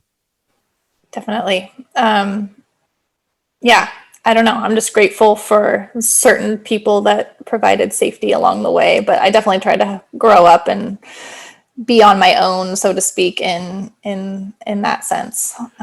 Yeah, well, it sounds like the kind of environments you're in, it would make sense that you had to take more of a kind of, like you say, get the job and look after yourself. And again, I don't think we're meant to do that at that age. We're still meant to be cared for a little bit. And it's interesting how what kind of impact that has. You might think it's a positive thing. Okay, I grew up quick, which means I'm more ready for the world. I'm like, I think that's something that needs to be nurtured. It's kind of the sense of, to be able to really self-regulate in an effective way, we need to kind of learn it through co-reg. And I think it's the same thing with that kind of thing. How to be in the world needs to be nurtured by being shown how to do it by our elders. Which, isn't always the way for so many of us. And for you, Alyssa, with this kind of sense of safety, how did that look for you? Were there certain environments that felt right to you, or did you just feel like, oh my God, how did that look?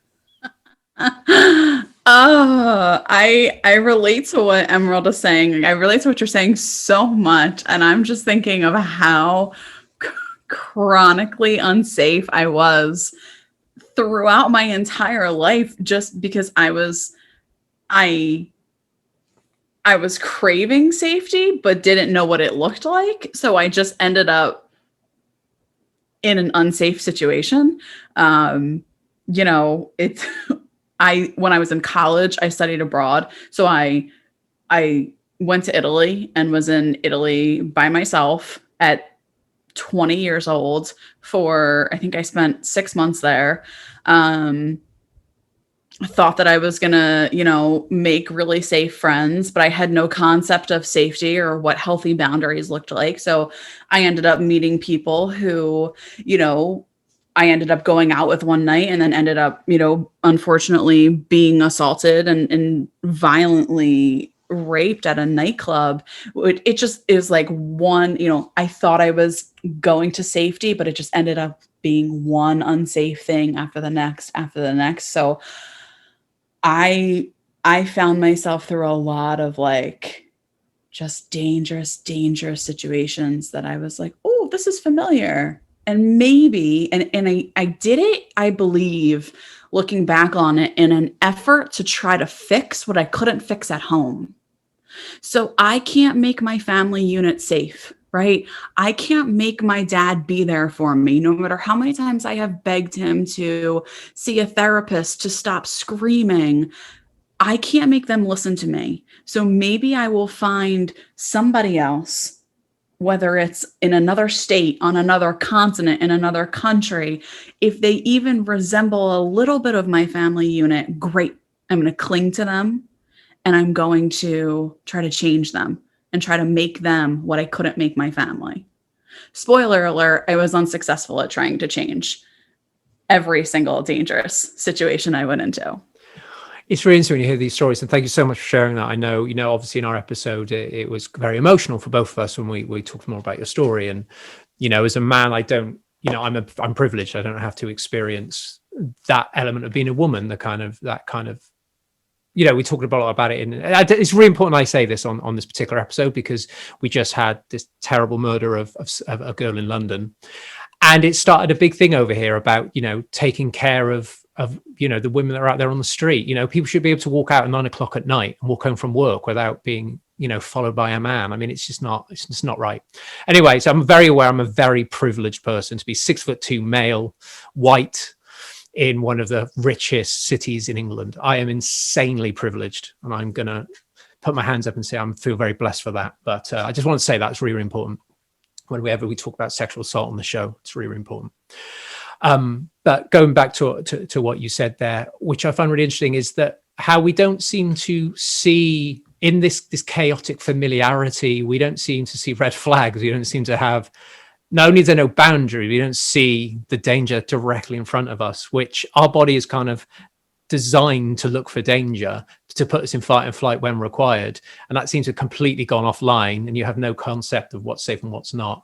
And there's a bit of work to be done there, obviously, with safe therapists and safe containers. And the bit that I find very interesting are the stories I hear about how women will always return to an abusive partner. So they leave one man and go straight back into the next one, how that cycle continues. And it's very interesting, isn't it? Because we are wired for survival.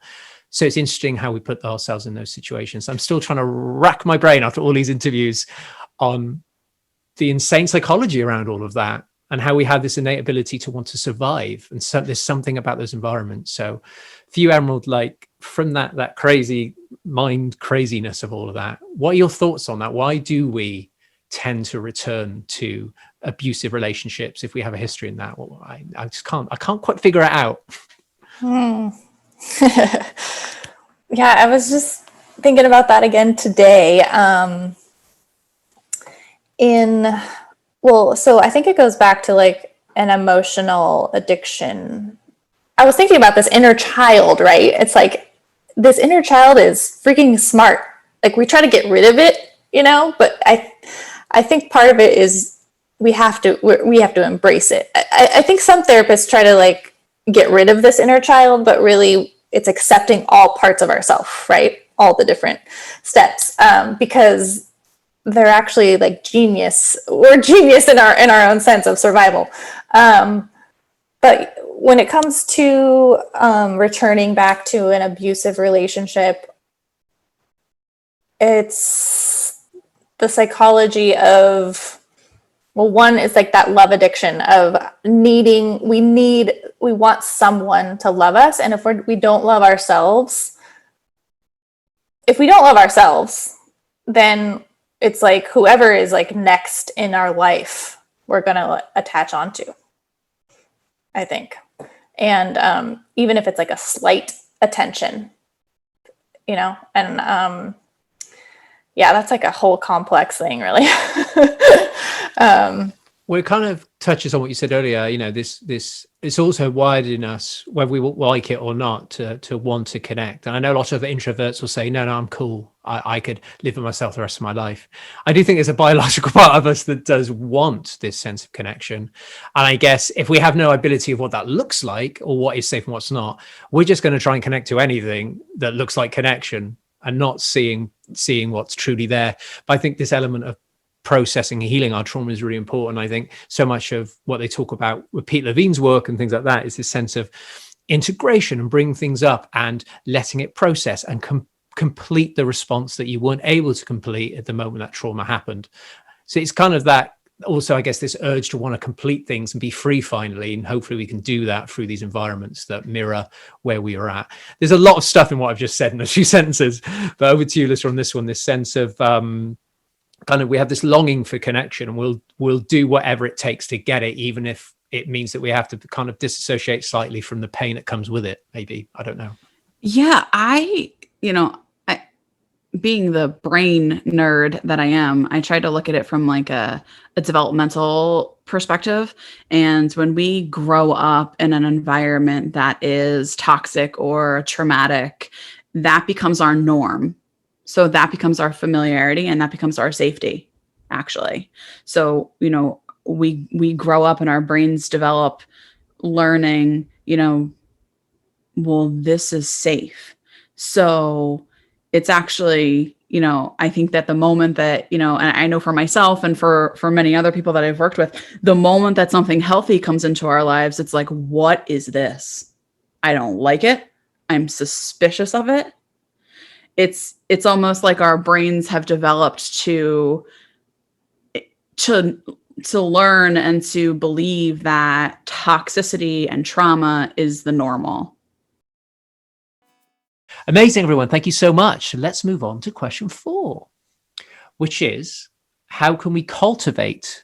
So for you, Christine, obviously we've already had the previous answers, but for you, how can we cultivate a sense of safety and connection within the space of CPTSD? So I'm not talking about how we can generally create safety and connection as a general rule. I'm talking about how can we do that when it comes up, which is sometimes, I think, one of the hardest things to do. So at the moment, as we talked off camera, I'm going through some shame stuff at the moment. I'm not going to go into details, but I'm going through some childhood shame, which has come back up at 37. I'm like, wow, I need to hold this. How can I create a safe container for the shame to come into the container, and then I can hold it with love and compassion? So to you, how does that look like when these triggers happen to cultivate safety and connection? I think that's a great question.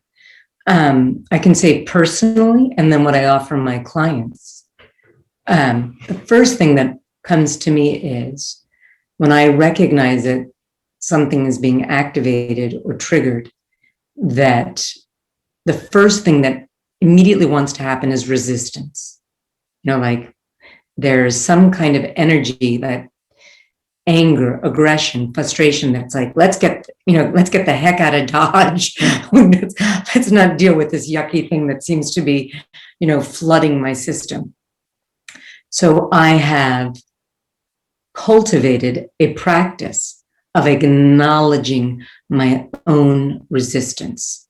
That is step 1 for me, is I have to become aware that I'm in resistance to something. And that might take me a few minutes. So I might be having a discussion with somebody, and the discussion might be getting heated. And then I'm going to recognize I'm heated. There's aggression here. In that moment, I'm not going to abandon myself. I'm instead going to notice I'm being resistant to something more vulnerable within me. Now, if I'm in a dynamic with someone, meaning I'm having an exchange, it's much harder to then communicate to the person, you're activating a vulnerable part of me that's feeling like I don't matter, I'm unlovable. And sometimes you can't say that in that moment. So in those moments, I've cultivated the capacity to just be quiet. Now, what happens when I am that way? So there might be resistance, might show up as aggression or frustration. I have an awareness. I then check in and say, there is a more vulnerable part of me that I'm avoiding, that I want to be with. And as soon as I tap into that, I usually have some kind of embodied experience, like a hot flash, a tingling sensation, a release somewhere in my body. And it's usually not pleasant. But I know then that I've processed that suppressed feeling. And then after 2 to 3 minutes, it's gone. And I'm back in and I'm more relaxed. And I can then speak in a more calm, less threatened way, which I also know neuroscientifically, I have gone from fight or flight. I've then met my nervous system. I've befriended it. I've responded to it. My nervous system's gone back online, and I've moved myself back into ventral vagal, which is a relaxed place where I have clarity, patience, and far greater wisdom. Because once I'm activated, I have lost access to my cerebral frontal cortex, where thinking happens. So I want to get back to that place. And this is what do I invite my clients to do is grossly, I say this, my first recommendation to them is don't abandon yourself. Whatever you're experiencing, tell yourself, it's okay. I am experiencing anger. I am experiencing resentment, frustration, rage. I am. Do not deny yourself. That is my first recommendation. Do not abandon this moment and yourself. And that's, for many, that's like a very difficult place to start. And that's all they can do. And I so am like, I just think it's a miracle that they can do that. And I'm like so honored. And many of my clients come back and be like, I didn't abandon myself. And I'm like, I pray, far out, like you got it. You are on the healing path. And that's the beginning. And it's a slow evolutionary process to be able to befriend and stay longer and longer and longer with that, agitated, irritated self until we get to equilibrium, until we get to that regulated self. Thank you. I love that. And I resonate massively on what you said that you do too. And for me, so often I think about it as, with my compassionate observer that I name it. So my compassionate observer is pretty much always around now. It's something I've always got with me, this kind of person, this part of me that's looking in, as the container of this Owen, this identification of who I am. I'm made to be a compassionate observer and see it unfold. So even though he goes offline for a little while, when I say little while, it could be a couple of seconds, I get triggered and boom, compassionate observers, he's left the room. I've gone into full embodiment of this experience. This trigger has submerged my whole body, like I'm drowning in this emotion. But then the compassionate observer can walk back into the room and go, and then suddenly that space opens up. The container becomes bigger. My container that I'm holding is much bigger than the emotion is. So it can't override the container that witness has. And that's what, like you said, a couple of seconds, maybe 30 seconds later, he comes back on board. I go, holy shit, I've just gone into shame or dread or fear or whatever. And then, so what does my body want to do right now? What does it feel like? So I'm like, I feel like I want to slump down and hide, or God, I just need to move. And then you've actually got some messages there. You've got some tools to work with. You're like, okay, cool. All right. Well, I know kind of what I need to do. It's so empowering. And I know that even through all the shame I've had this week, I'm never going to be depressed again long-term. I'm never going to have chronic anxiety again, because I just can't see myself being with that compassionate witness to be overcome by anything for weeks, for months, for years again. That's really exciting, but I'm under no illusion that I won't trigger myself based on an environmental cue. It's very likely, because I'm an animal. Of course I'm going to do that. But I just think it's really important, just really important to say, because it's so relevant today, this week, of my shame.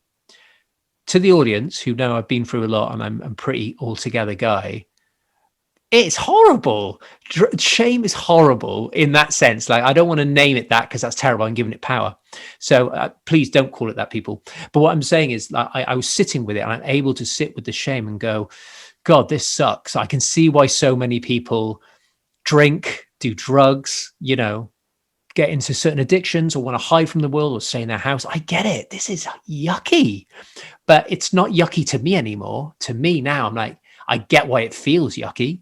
But actually, I'm like, hey, shame, tell me something. Take my body over. Tell me, show me how that looks. So I let the shame submerge my whole body in a meditation on, I think it was on Wednesday. I just wanted to vomit. I felt like this level of disgust comes from my body. He wanted to projectile this shame out of my body, which is actually a good thing. Shift it, get rid of it. I think this is a really important lesson I can teach the audience this week, that when that shame came up, I get why people find it so hard, but actually I get to hold it now because I've done all of this pre-existing work up to today. All of this work is now paying off. I'm going to say, hey, shame, let's hang out. Let's have a party together and let me cultivate some love and compassion for you so we can heal this together.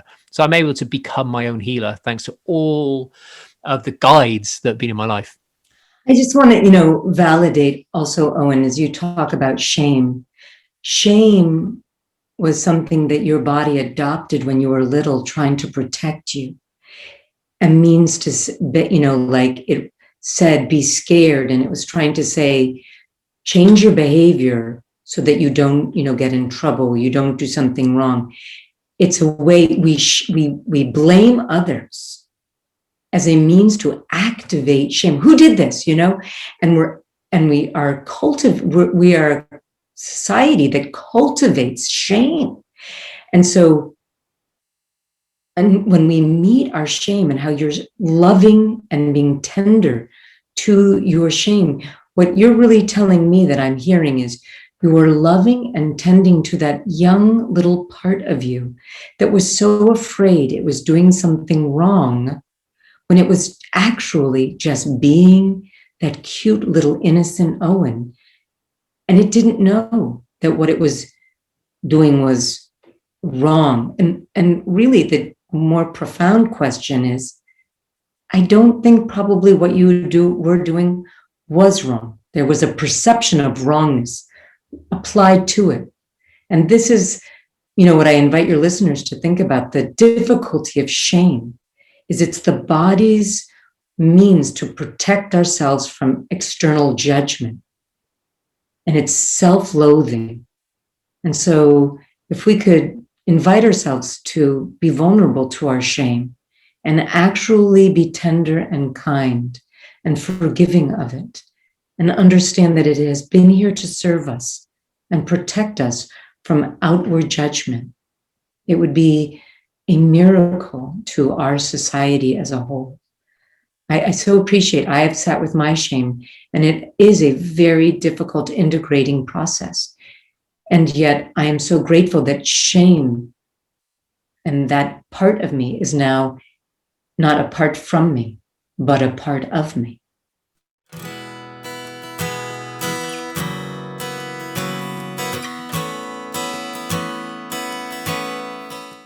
At the best of times, we don't like the unknown, right? It's a bit scary, isn't it? Like being in the environments, not knowing what's going on. And who's those people? I don't recognize those people. So we're always scanning, aren't we? Scanning for threat. So I guess threat to us would be somebody that's not the usual kind of person that we're used to.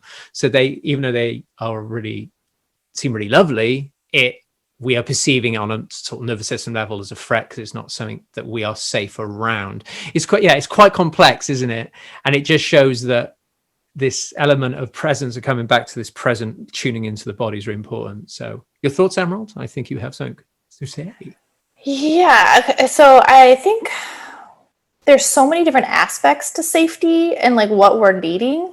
Like, for example, for me, money wasn't safe. Relationships were like kind of sometimes safe. And so the complexity of all of this is sometimes we attach onto people because, maybe they can provide some sort of safety, like maybe it's a roof over your head, but the relationship isn't amazing. And then you kind of then that's where like codependency comes in. And so cultivating safety, it's a survival mechanism. Maybe someone doesn't know how to even have a house to live in. And so they might attach onto someone, or someone might, a parent, and we grew up, you were telling me that, they provided a roof over my head. That's not enough, it's not enough to just have a roof over your head. Like, we need deeper connection and safety. But a homeless person might first off just need to get into a safe home before these other things can fall into place. So safety can mean a lot of different things, I think. So I think it's like defining what safety means, because really, I mean, look at COVID, right? That's made everyone so fearful of being around other people and sickness. And then there's this debate of is the vaccine safe? Is it not safe? Like, so there's a lot of complexities just in the word safety. I love that, because we're talking a lot today about the safety from the perspective of internally and emotions, but you're right, there's things outside of us that make us feel unsafe, like you said, with money or whatever that looks like. And like you said, if we can source a sense of safety from somewhere that we don't seem to cultivate ourselves, we're going to want some of that action, aren't we? We're going to want some of that safety action.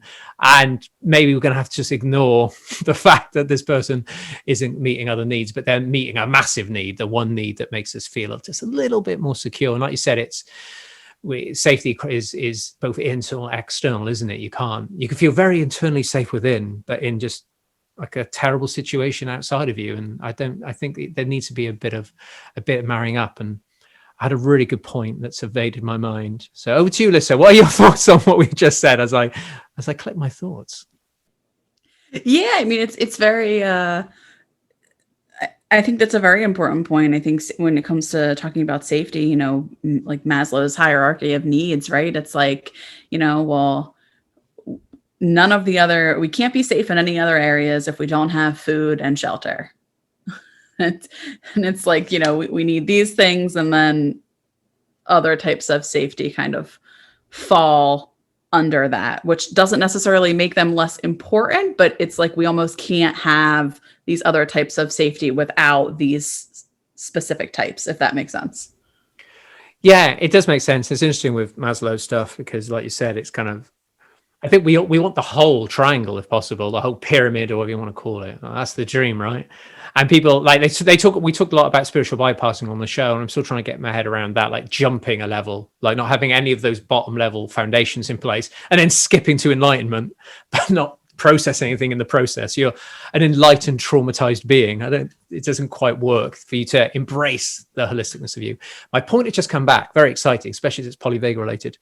So what I've really noticed through COVID, and something that Pete Levine and Stephen Porges have both mentioned on podcasts too recently, is that because some of the things we look for are facial, vocal prosody and facial expressions and eye contact and mouth movements and all of this good stuff that makes us read people, that's been taken away from us, and all we can see is their eyes.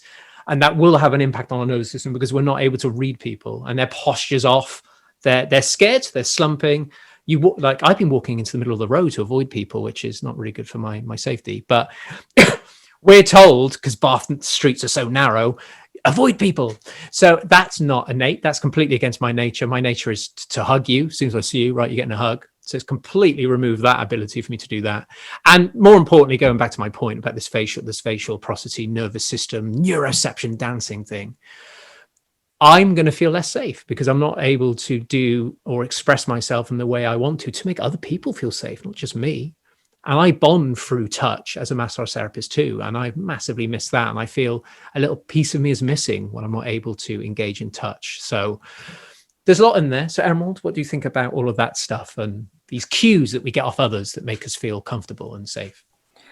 Yeah, I think COVID has collectively made people, hopefully, like, I mean, we're all questioning safety right now. I mean, that's the Black Lives Matter. Like, our police force is supposed to keep us safe. And if there's things happening and people don't feel safe, like, it's just this whole spiral of who is safe, what is safe, and then that's where the deep inner stuff of coming back to yourself and finding safety within yourself and grounding yourself and trusting that you are the safe person. So yeah, it's a lot. Yeah, it's showing up in the room is safety. For some reason, I was just imagining you put 10 people into a room who are all highly fight and flight. How does that really look? It doesn't look good, does it? So it's really important that we take ownership of, I'm talking this from a perspective of people like us that have come down the journey, but to go into a space and try and be that source of safety for the room, really, just so their nervous system picks up on that and they feel more comfortable through how you hold yourself, eye contact and being open and all this good stuff. And I think it's really important if we get to a place where we can do that, let's try and make that kind of impact. And I've certainly done that in my, it's not a new job anymore. It's 8 months, can't believe it. But going into this environment where nobody comes from this background with this knowledge, working working night shifts, I've just gone in there, hopefully as a glowing light of yummy happiness and silliness and connection. And it seems to be working after 8 months. People seem to come up to me and tell me what's going on, and they feel safe around me. And that's because I just showed up that way. I think it's really important as survivors of trauma that we can do that.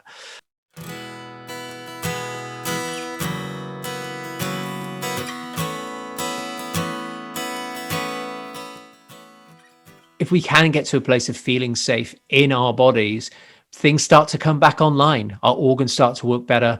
We're able to communicate better. We're able to socialize. So therefore, that can create healing environments. Like without safety, we're going to really struggle to actually overcome a lot of the illnesses and diseases that are in our body, in our minds, or whatever it is. Safety is being safe and social is where the healing takes place. And that's why it's such a big part of the therapy work that we do. I think we talked a lot about today how to get there, but I think the message is really, really important to say, start there. Start with trying to find safety somewhere in your day, even for a few minutes. Just start there, because that is a place that you can build from.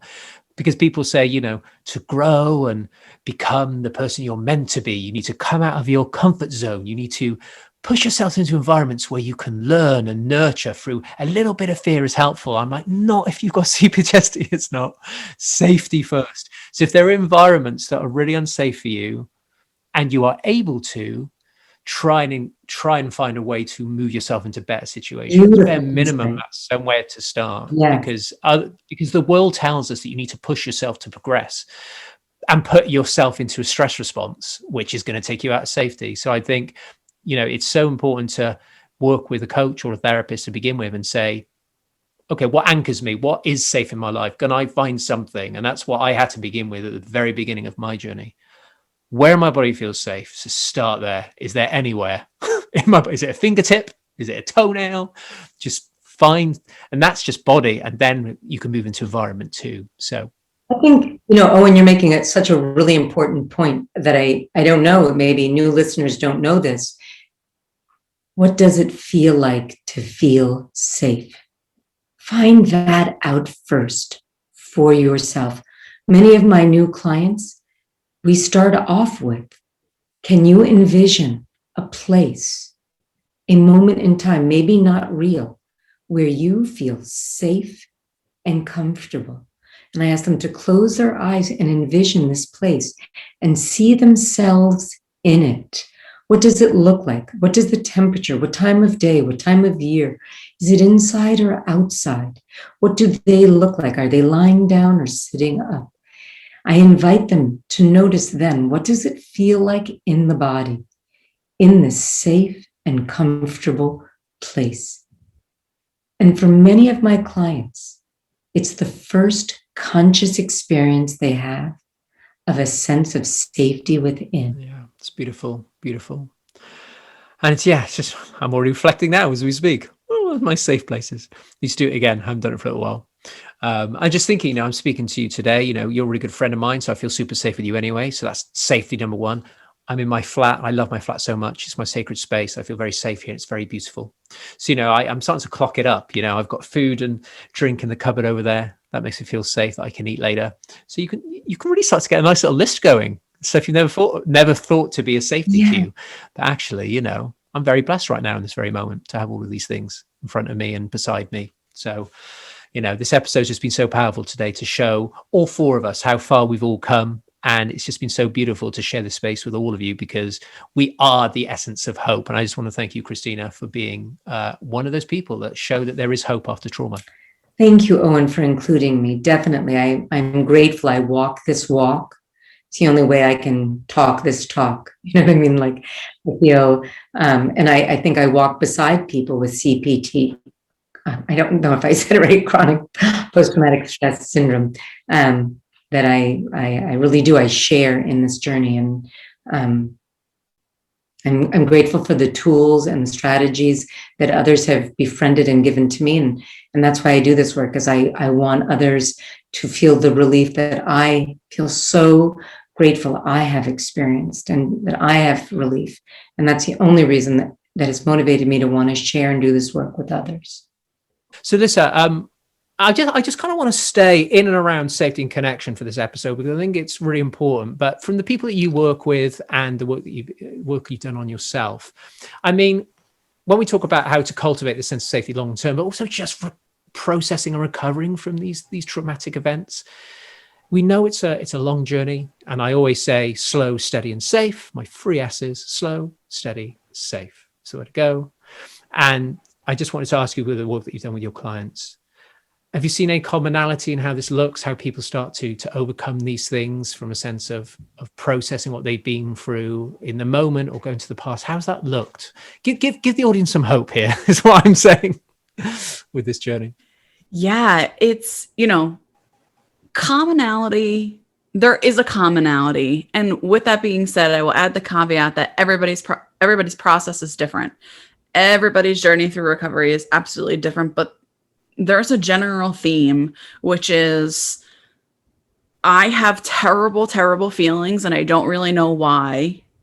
And then we move to, I know why I have these feelings, and that makes me have new feelings. And I'm realizing it's a result of my trauma. And everything feels chaotic because the world as I knew it for the last however many years is actually not, reality. And what's real is that I've been, traumatized, or I was in an abusive relationship, or I was sexually abused, or what have you. And then it's like, well, now how do I reintegrate the pieces of my life and move forward with who I am, and not using any kind of addiction or any kind of numbing out tools to take away from what happened to me, but to move forward knowing what happened to me, what I endured, and to be able to ultimately, thrive in the aftermath and continue to live your life. And it happens, and the process is so beautiful, but it's not linear. And it takes a long time. Sometimes people get to a place where they're doing really well, and then something happens that triggers them. And then they go right back to like, oh no, like I'm very disintegrated. I don't know what's happening. My father couldn't have abused me because he loved me and he's my parent, and things like that. So it's like, it's a roller coaster. I wish I could draw an accurate picture, but I can't. No, I think that's the thing. There's no big hurrah moment that we're going to have on this episode about this. And I've done so many episodes already on CPTSD, and it's just really important to know that this kind of this 1% theory, this kind of, just having a little shift each day, each week, just really, really subtle little shift, this 1% of processing. Then over the course of a year, 2 years, 3 years, boom, that 1% turns to 50%. And then you're getting closer to where you need to be, or where you want to be. But I don't even know what that looks like. For me, I'm not trying to get anywhere. I'm not trying to get to this big, oh, yes, okay, right. No triggers, good times. I'm not that naive, but I'm able to say, oh my God, this is the best my life's ever been, because I've been integrating these practices regularly, little by little and subtly. You know what I mean?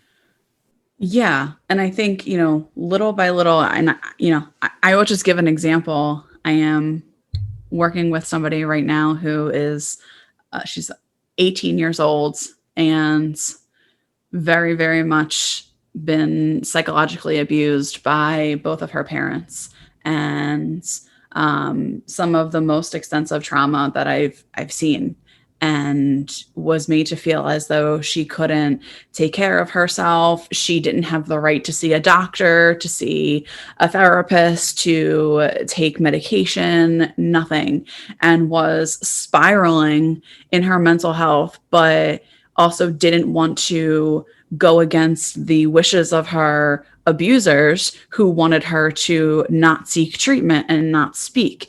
And one day she came into my office and she sat down and she was like, I want you to tell me how I can go to a hospital.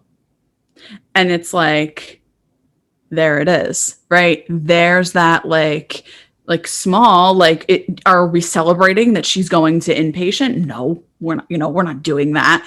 But it's like she, 6 months prior, she would have first considered suicide before going to inpatient because her abusers told her that she didn't have a right to healthcare, basically.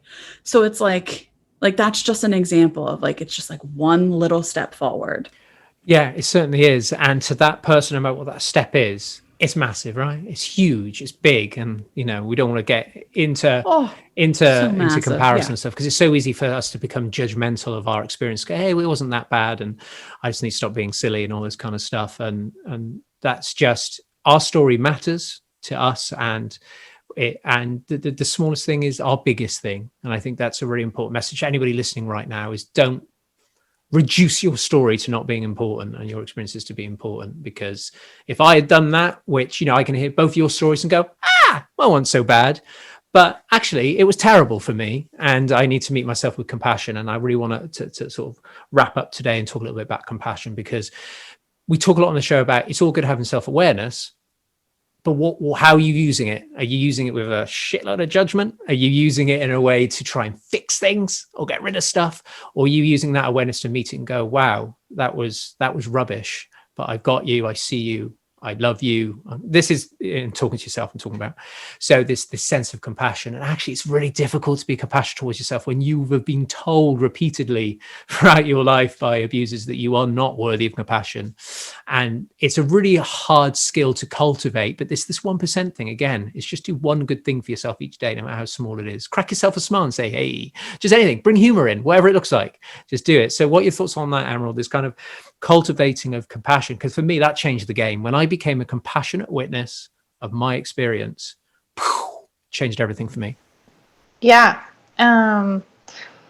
Well, so Gabor, back to Gabor Mate, he does like compassionate inquiry, which is kind of his technique of cultivating safety. And absolutely, I think as forever I wanted my mom to acknowledge some of the things, and when she didn't, I was so angry.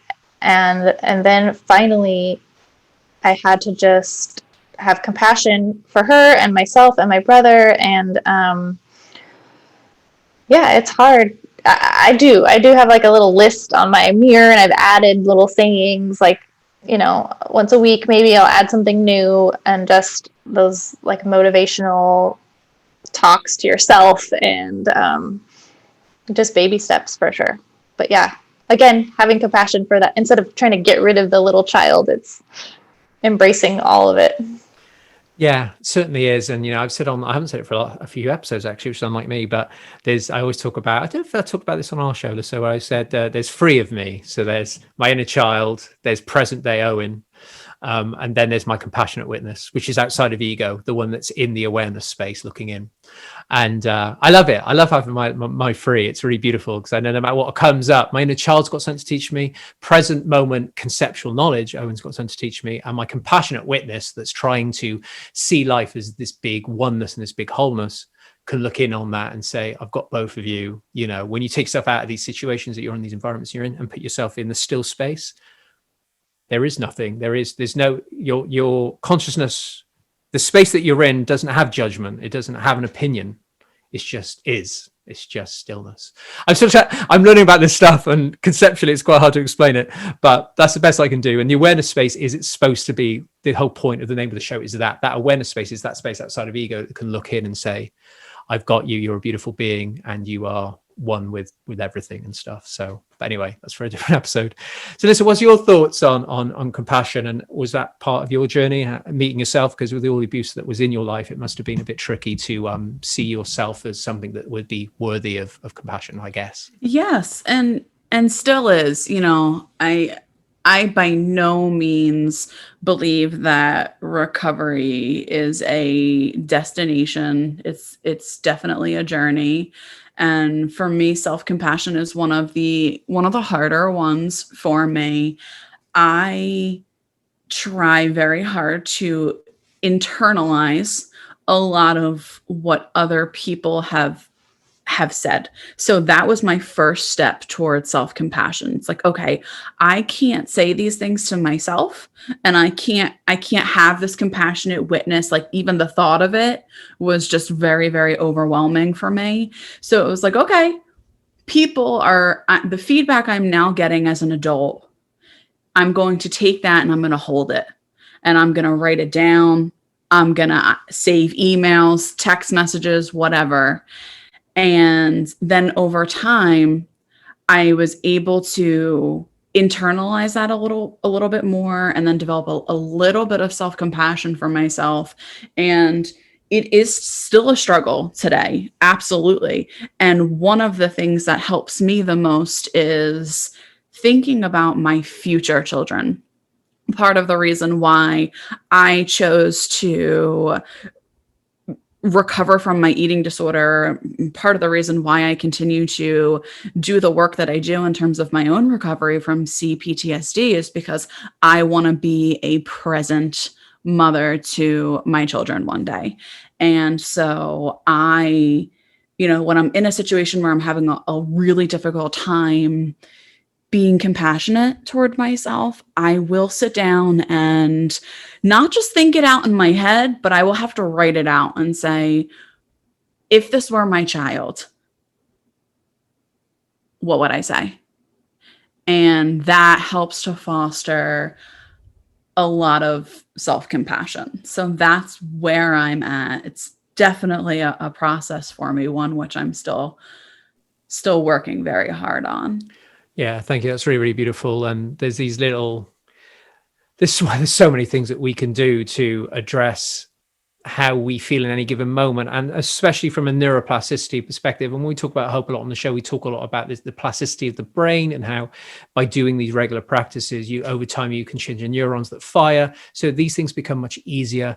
And I know I go on about it, and I'm sorry, everybody, but a great example is gratitude. So though I don't do like the traditional journal when I go to bed or anything like that, you write those 3 things every day you're grateful for, and you do it again, and then you do it again, and you do it again. Then you may slip for a bit, and you come back to it and you do it again. Then eventually you're out and about and you're seeing it in front of you in the present moment. You're not writing it down anymore. You just see it. You're firing off all these neurons. And then eventually you just end up having this grateful life. You wake up, life. Oh, look at that tree. And you just, starting with by just doing that practice, it can slowly retrain your brain to see the world slightly differently, because your body and your mind, I'm guessing, they don't know what's fact or fiction. You're having to work with that and feed it information. Your body needs to know what feels safe. With you helping out a little bit, feeding it, narrative you're feeding it, it's going to pick up on that as being factual. So you need to be able to step back and say, what can my body teach me today? And what can I teach my body today about what's really happening in this moment? I've got you, body, you're safe. But before we go, not to put you on the spot, but I want 3 pieces of advice or a technique that helps you, or something about your journey, which is really important for anybody listening right now that's suffering. So for once, we'll start with you, Alyssa, because I feel like I've always made you go second. So just 3 things that you think would be useful to anybody that may be suffering a little bit right now, before we go. Now I'm trembling. All right. It's fine. Okay. So 3 things that I think help people. Okay. This may not be for everybody, but number 1, I say pets. My pets help me get grounded every single day of my life. They are, especially for those of us who don't have children and lacked nurturing in our lives, it's a great way to be a parent, to be nurturing. So if you are a pet parent, really, really try to be mindful during all the time that you spend with your pets, because there's so much healing to be found in it. So O2 Emerald, what is your first one? Well, I'm going to just second the pet thing. That's just amazing.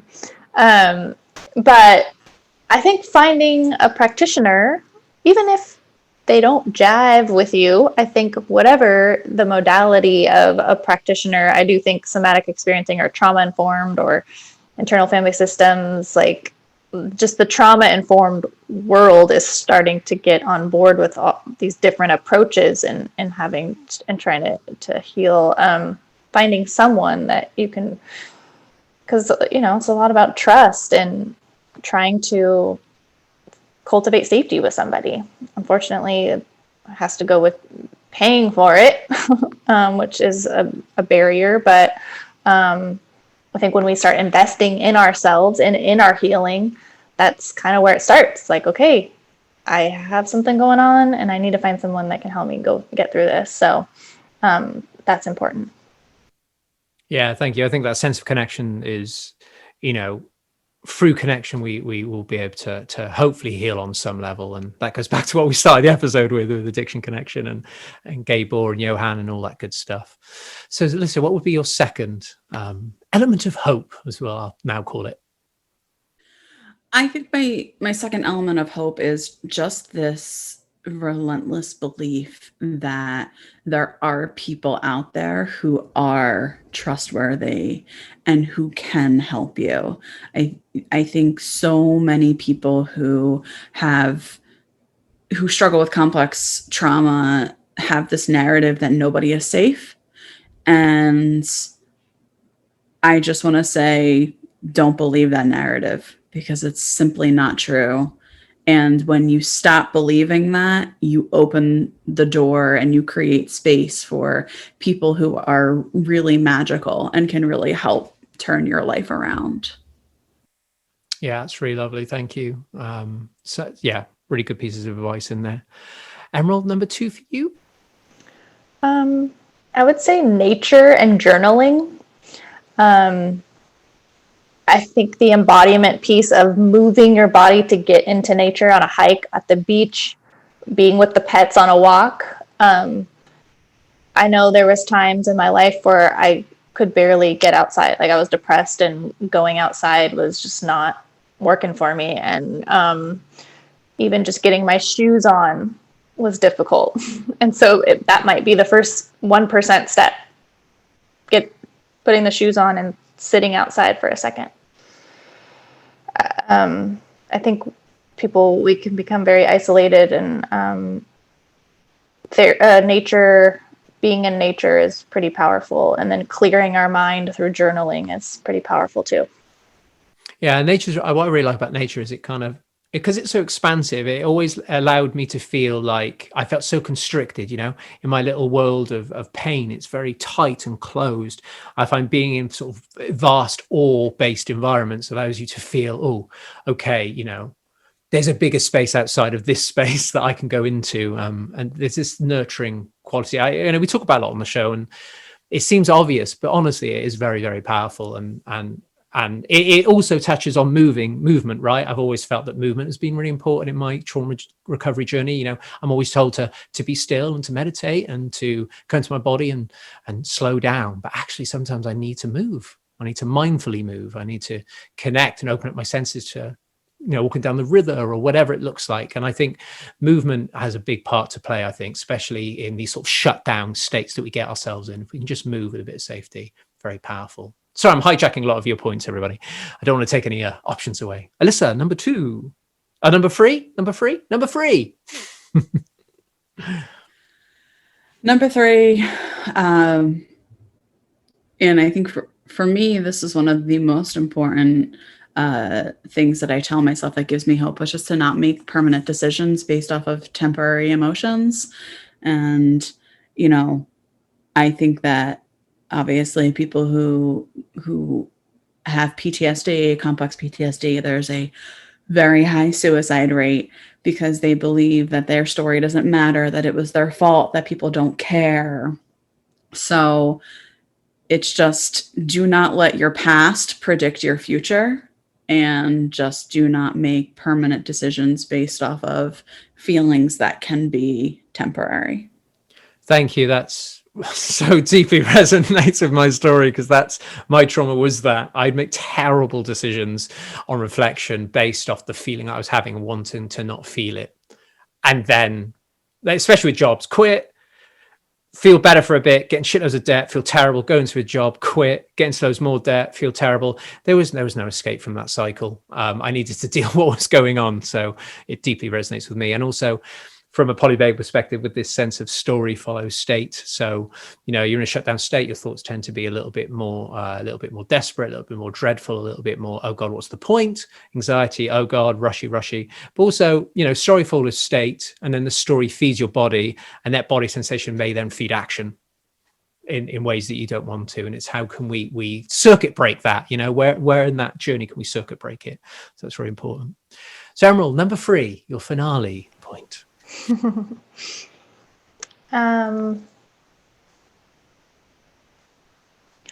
Let's see, number 3. Well, so I'm kind of an advocate for challenging the narrative of the mental health diagnoses in that I think diagnoses can be like a launching post for what's going on. But I really feel that a lot of people get stuck in this narrative. And I think it's okay. I was diagnosed with depression, and I was like, no, I don't have depression. I was in denial. And then I got diagnosed with ADHD, and then that's where I went into Gabor Mate and like understanding that his book called Scattered. And he really breaks it down in this chaos of, I just think that if someone is diagnosed with a medical condition, and again, I'm kind of stepping on some toes here, but to not stop there. And I really believe that people can get healing through their diagnoses, and they don't have to be stuck on medications forever. That's really what I'm trying to say. So not labeling. We get stuck in these stories, and okay, if it's just genetics, then I'm stuck this way forever, and I have to take this medication forever. And I don't think that's the case. I think there's clear evidence in neuroplasticity, and plenty of people that have come off of medications and have changed their lives. And so challenging the narrative.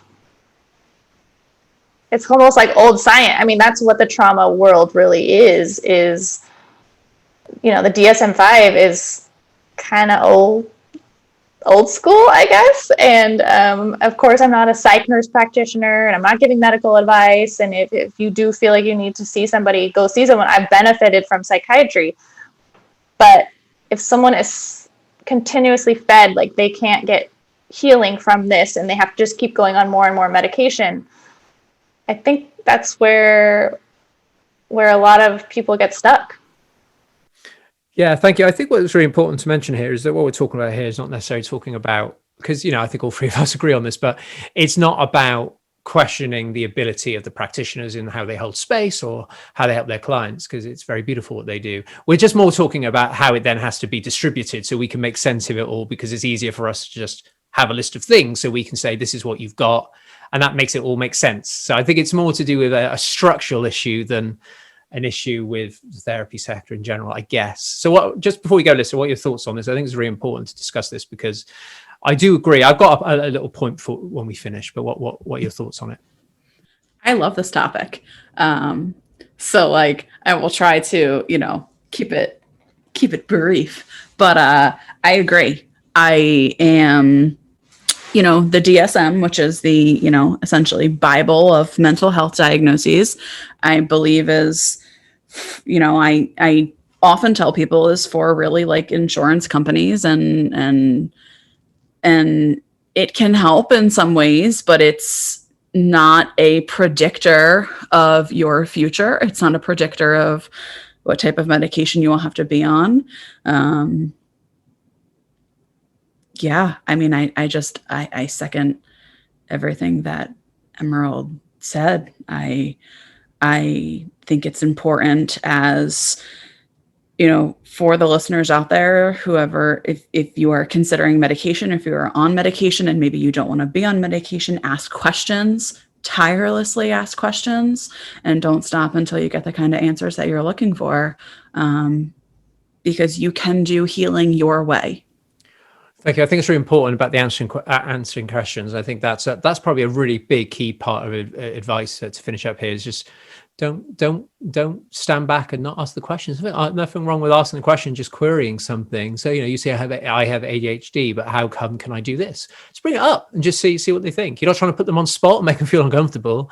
It's just really important to know. And we can't know everything. There's a lot of mysteries in life, but I just think the more you can find out, the better, really, so you can make an informed decision. Because for me, even outside of the labeling thing that we're talking about here, is identification. And I think sometimes a easy get out for us in our pain is to identify about things, identify with something. We are this person. It makes me feel better about my pain. I have this pain because I'm this person and I've got this. So I feel better about it now. And that's enjoyable, right? I'm sure that must be enjoyable when you identify with that. And that's across the board. I identify as a good person, a bad person, an intense person, a quiet person. We just like to give ourselves lots of labels. I'm this person. This is who I am. And we get really into it. And I used to do that. And the biggest way we can end this is, for me, I became I believe that I was inspiring, but only when I was constantly overcoming stuff. So if I'm constantly overcoming things, I'm inspiring. That was my belief identity. So for you guys to like me, I need to be doing crazy stuff. And oh my God, he's like always got anxiety, but he keeps going. He's so inspiring. I'm like, actually, I don't want to have anxiety all the time. But you're telling me I'm inspiring. So you're making me feel great. I'm seen. I think I'm going to hold on to the anxiety for a bit because it makes me feel seen right now. And I'm saying this with jest because it is quite funny how I did that. And it became such a martyr way of living that I just kept getting more and more ill and more obsessed with exercise and eating, because if I can struggle, then you're going to see me. And being seen is something that I think a lot of us desire to have. And I think this identification really feeds into that. It lets you be seen. Oh, I'm so sorry. You've got that. Okay, I get it now. Rather than like, what's wrong with you? Well, why are you always feeling like that? But if you say, oh, it's because I have this. They're like, oh, okay, I understand. Okay, I'm sorry about that. And that's the dangerous thing, isn't it? We need to just be able to be free in all of our ways of being and allow people to see us for that. And I found this journey through doing the podcast and everything extremely healing for me, and being seen by people in the way I should always be seen, which is just expressing who I am. And you may or may not like me, and that's cool, but I don't want to identify as a podcast host or identify as this. And that's why Instagram's so difficult, because you've got to write a bio that says what you are. So I'm like, what would I shouldn't call myself podcast host. I just should call myself, well, nothing. I'm just Owen Morgan. Hi. And even that's an identity. Someone gave me a name. I didn't choose it, and say, hey, mum, can you not call me Owen? I'll be Daniel, please. So there's that too. We're already given a label the moment we come out, aren't we? So, hey, you can depole it. You can change your name. So all is well. There's my last piece of advice. If in doubt, change your name. You're good to go. But sorry, I just want to end with that because I'm fascinated by all of that stuff. Identification, I think it's really interesting. So for you, Christina, what would be your final kind of just message of hope to the audience? Anybody that's going through something right now, especially trauma related, what would be your goodbye message? I think it would be two. The first is I'd want each of your audience members to realize that whatever they're experiencing in this moment is not their fault. That who we are is not necessarily from our choice. That we have adopted many maladaptive strategies as coping mechanisms, thinking we're really trying to keep ourselves safe.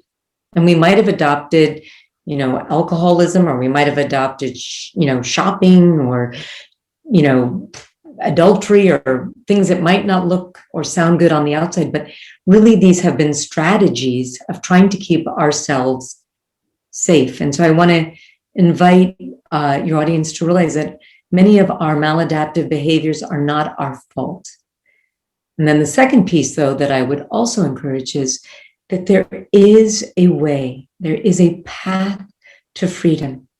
There is a way that we can befriend our inner self, heal our dysregulated nervous system, and feel more safe and at peace within, being ourselves. And I invite you to be curious and ask yourself, would I like to feel more comfortable being myself just as I am? And if the answer is yes, then I ask you, maybe explore more of what Owen offers on his podcast, Thank you very much for a little plug there. But yeah, no, thank you. That's so beautiful. And, I resonate with all three of you. All your final messages just, bring me, fill up my heart full of joy. And I'm so passionate about letting people know there is hope here, and there is a way, to get through this. And it's just knowing who best to support you and to guide you, what practice work best for you. It's the whole point of the show. Let's just find out as much as we can and see if anything resonates with you as the listener, and hopefully that will help you on your way. And I'm super excited to get into coaching with a trauma-informed lens, and let's see what I can do, hopefully, to help a few people in the process. So thank you, guys. It's been awesome to do the show. I think we went in pretty deep there. It was fun. It was light at times. And I just really hope it's of use to anybody struggling right now. We get it. At some point we've been vaguely where you are. We can never say it feels the same way. But look at us three. We're hope. We're an example of hope. And here we are. So thank you, everybody. Thank you, everybody, for listening at home. And there's more panel shows on the way, and with some absolutely amazing people. And feel free, keep an eye on my Instagram stories. If you feel like it, chuck a question our way when I put that out, and then we'll answer your questions on the show. It should be super exciting. So thank you, everybody, for listening, and we will see you next time. Thank you to everyone listening. We really hope these podcast episodes help you. And thank you so much to all of those that send us the questions. You can do that via DMs on our social media channels, or send an email over to us at ndandfree@gmail.com. This podcast is in partnership with the following wonderful companies, services, and those who support those with neurodivergence. For neurodivergent assessments, visit boldmindsnd.com to explore Alice's services. For therapy for NDers, visit flourish-counselling.co.uk to see how Philippa can help you. To train as an ADHD coach with a fully accredited training course, visit barrettcoachingandtraining.com to find how Esther and her team can help you.